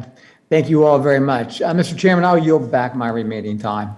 The gentleman from Iowa, Mr. Fenstra, is now recognized for 5 minutes. Thank you, Chairman Scott and Ranking Member Thompson. Thank you, members. Thank you for each one of you for testifying today. This is so important to me. And I want to sort of pivot off what Congressman Balderson stated on exports. I mean, this to me is a great opportunity for the United States, especially in the milk industry, I should say, in the dairy industry, to create more opportunity for our producers. Dr. Bozick, Can you referenced some of this stuff in your testimony. Can you look at what can we do to create better trade partners? What can Congress do, and what can the administration do? I get concerned that the administration is not doing a lot in that trade sphere right now, and I would just like your thoughts on this area. Thank you for your question, Representative. We should strictly enforce the existing trade agreements, particularly with our neighbors to the north. Yeah. And beyond that, we should aggressively pursue new trade agreements that open markets for us in Asia, Africa, and other countries, other regions where we have the ability to add a lot more exports over the next 10 years. Our two main competitors, New Zealand and Europe, are facing problems. New Zealand discovered they're an island, and Europe is moving towards very, very aggressive climate related policies that will see perhaps the number of cars in Europe, number of cows in Europe reduced. That opens huge opportunity for us. Industry will deliver if market access is there. The primary responsibility of the Congress and administration is to expand market access. Yep. And I'm glad you said that about cows and our climate. I know there was a question asked a while ago. The greatest fear, I have so many small producers in my area in the 4th District. We don't need more regulation. We can do things voluntarily, and we have the opportunity to do that. But my goodness, the last thing we need is more regulatory environment. Mr. Bozic, I want to also address something that you had in your testimony regarding pricing transparency and the inability of dairy producers to shop around for the best farm gate milk price. Can you expand on that? Because to me, this is a very critical component. So thank you for the question. Up until about 7 years ago, a producer could reach out to processors in their area and say, if I were to move my milk to you, if I were to start shipping my milk to you, what would you pay me? And then processor will say, well, send me your milk marketing records for the last 2 years and I'll tell you. So then they would see what they would get paid over the last 24 months versus what they're getting paid from their current milk buyer. And based on that, that's one of the factors they would consider in where to ship milk. They can't do that anymore. Right. People are having a very hard time moving. That is correct. So if you cannot move, what else can you do? Well, you can at least know where you are versus the others. But don't you think we should take action on this? I mean, this is a fundamental problem, don't you think? I think it's very important. I agree 100%. Last word, Mrs. Lesher. You're in it. You're in this business. What advice do you have for Congress as we move forward in the Farm Bill, and what can we do, when it comes to risk revenue protections, or just even, what are your thoughts in this whole dairy scheme? So I think costs right now are excessive. Yep. That's one of the most limiting capacities. Labor is a huge issue. You've heard me mention that before in technology. Yep. But making DMC, the cap on DMC, reevaluating that, making it larger, because there's losses across the board on our farm. There is, absolutely. I'm glad you said that. The first million pound. That's right. Million pounds. Exactly right. It's across the board to everyone. That's right. That is correct. So whatever we can do to help level that playing field and help make sure that we can recoup as many costs as possible, Yep. That would be incredibly helpful. Yeah. Well, I thank you, and I appreciate all you do. I thank you for each one of your testimonies. But we have to understand that the dairy industry is the fundamental economic engine of food and our production. And we have this great opportunity, this great asset to export around the country, around the world. And I sometimes think we lose sight of that. I mean, we're doing 20% right now or a little more than that, but we have so much opportunity as other countries get away from it, as you noted, Dr. Bozic. So this is my passion, and I fully hope to make recommendations as we move forward in the next Farm Bill. So thanks to each one of you, and I yield back. Thank you. And now the gentle lady from Florida, Ms. Comack, is now recognized for 5 minutes. All right. Thank you, Mr. Chairman. As you can see, we kind of came in here sliding hot. There's votes that have been called, and I know we're all trying to hustle, so I'll just jump right into it. Just generally, for all of our witnesses here today, one of the main concerns that I hear from farmers from all types, keeping in mind that I represent a state that has not only 300 different commodities and specialty crops, but we also are the dairy belt for the Southeast. especially dairy producers, it's the lack of a legal workforce. Now, I know that H-2A is not a good fit for dairy. It is a seasonal program when we need year-round. There's a lot of key fixes. Would you support moving or creating a secondary guest worker program under USDA, separate of H-2A, that gets rid of the adverse wage effect, creates a long-term certainty for employees and employers, and helps solve some of these year-round guest worker issues that we have? I'd love to hear just a real quick yes, no from each panelist here today. Thank you for the question. Yes, we would be very much in support of something that would have a way to answer some of those issues that we have about year-long stability for our employees. So that would be a big help. Beautiful. Thank you. Yeah. Well, as a processor, we needed our farmer partners to be productive, healthy, and growing. So absolutely, we agree. Wonderful. Yeah, well, we would love to have labor for our farms, so absolutely. Wonderful, thank you. As an academic, I don't believe I should weigh in support of a particular proposal, but I do want to say that I believe that it's very important for our country to be based on a rule of law, and that everything is regulated by law, not in the underground economy. Absolutely. Thank you. I just want to make sure we got that on the record. Now, Mr. Durkin, in the 2018 Farm Bill, NMPF and IDFA requested a change to the formula for pricing for Class 1 milk. Obviously, Florida, we are a Class 1 market, which was adopted by Congress and enacted. The purpose of this change was primarily to remove ambiguity from the pricing formula and to allow processors more certainty as they manage risk in the Class 3 and 4 futures markets. Has the new formula been successful in this regard? And are more processors hedging risk in the futures market? So, two questions on the Class 1 mover component of it. We're not part of that program since given we're basically cheese and whey products, so we're being in the Class 3 area. So I'll yield to some others on the panel to be able to answer that. We are not currently in the dairy hedging program, and that's that. But we're fully supportive of the program. IDFA is, and the only reason we're not is we buy our milk and sell all our components, so in fact, we are fully hedged. So, but we are fully supportive of the program, as in my testimony to that as well. And you have both IDFA, National Milk, everybody is supportive, so we think it's the right thing to do. Thank you for that. Ms. Lesher, did I say that right? Yes. In my district, we have a multi-generation family dairy, and they're the Lushers, so kind of close. As you know, USDA created the Pandemic Market Volatility Assistance Program to compensate producers for losses relative to the old, quote, higher of formula for the Class 1 mover. Can you comment on that program or any additional work being done to address uncovered losses?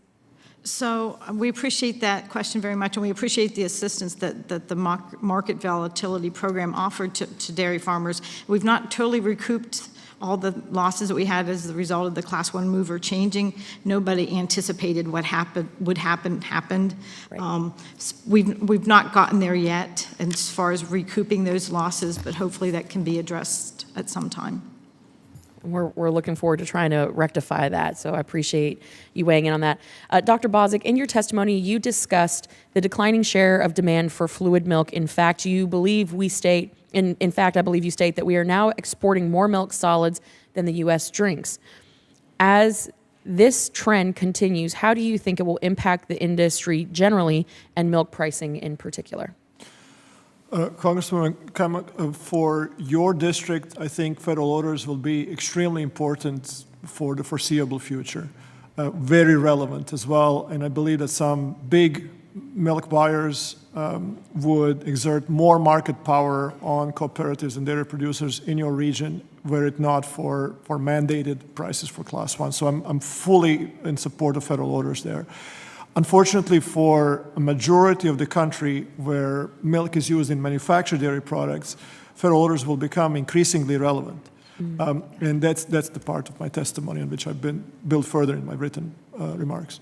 I appreciate that. Thank you. My time has expired. I yield back. The gentleman from South Dakota, Mr. Johnson, is now recognized for 5 minutes.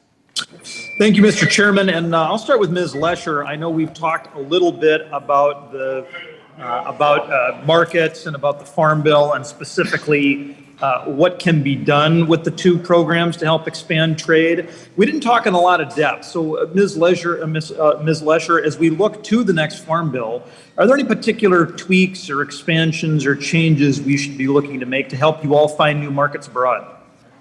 So thank you very much for the question. Yes, I do believe there are some tweaks we need to do. Some of it would be some of the trade barriers that we're facing, some of the lack of free trade agreements, not following the ones that we have at this point in time and really endorsing those.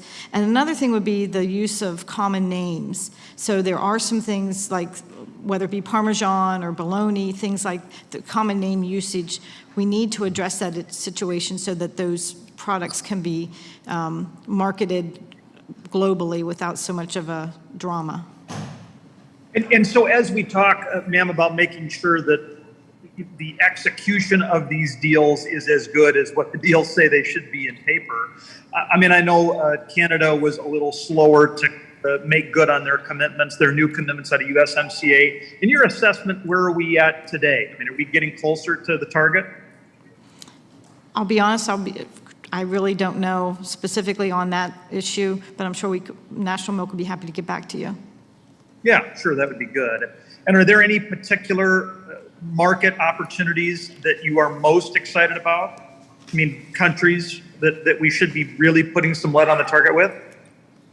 I think as we look to South Africa, South America, other places like that offer tremendous opportunities for us if we could just have access to those markets. Yeah, very good. Thank you. And then for any of the other panelists, I want to give you an opportunity, if you want, to respond to my line of questioning. Yeah, Anyone? Congressman, yeah, thank you for the question. There's huge opportunities, and Ms. Lesser talked about one, but I would focus on primarily that I don't know if it's secondary, but we would put it as more primary. In the primary now is the Asia-Pac region. If you look at where we have New Zealand as being one of the primary exporters of dairy products in that area, we have a huge competitive disadvantage really in just about every country that we compete in from a tariff standpoint. So that is a big opportunity. If we can level the playing field, and we actually still do very, very, very well relative to them, but it is a challenge we face every day. Yeah, and I think somebody last week told me that India used to be a very, very strong market and now has kind of whittled away to nothing. Is that about right? Am I remembering that right? Can you repeat what country? Yeah, India. And it may not be for your specific company, but do you think that's true for the dairy industry generally? Yeah, well, in general, it's very difficult to go import into India just because of given their rules. Yeah, okay. Anything else from any of the other panelists? Thank you very much, Mr. Chairman. I yield back. Thank you. And now the gentle lady from Minnesota, Ms. Fishback, is now recognized for 5 minutes. Thank you, Mr. Chair. I have been watching the proceedings and listening, and I really appreciate the panelists for being with us today and all of the thoughtful questions that people have had. And I just wanted to kind of ask for any of the panelists, as you well know, participation rates in the DMC and its predecessor MPP have been a challenge historically. And in Minnesota, where I'm from, participation rates in DMC have been higher than most of the rest of the country. And are there lessons to be learned in terms of either incentives, marketing, or even mechanics of these programs that can be carried forward into the new Farm Bill? For any of the panelists, if someone wants to jump in. Congressman Fishback, thank you for the question. I work in Minnesota, as you know, and we worked very closely with the industry in Minnesota to educate producers about dairy margin coverage before that margin protection program as well. So Minnesota has always been quite high in the adoption rate. Would like to think that it has something to do with the educational programming that my colleagues at the University of Minnesota and myself have done. Beyond that, as you know, our state also has a state-level dairy program, which is additional subsidy for dairy margin coverage. If the participation goes down where producers believe that premiums are too high relative to where markets are at. So one way to address that is to make premiums be capped at 15 cents, but potentially go down as markets are projected to be far above 9.50. But that would complicate the delivery of the program. But if you were to do that, participation would be more stable in the program. Thank you very much. And maybe if there's anyone who just wanted to add anything to that, otherwise I can move on. Mr. Durkin, you mentioned the outdated cost study used to determine make allowances, quote unquote, now that it is more than 15 years old. I know there's another study that's currently underway, but with high inflation, that study might be outdated by the time it's delivered.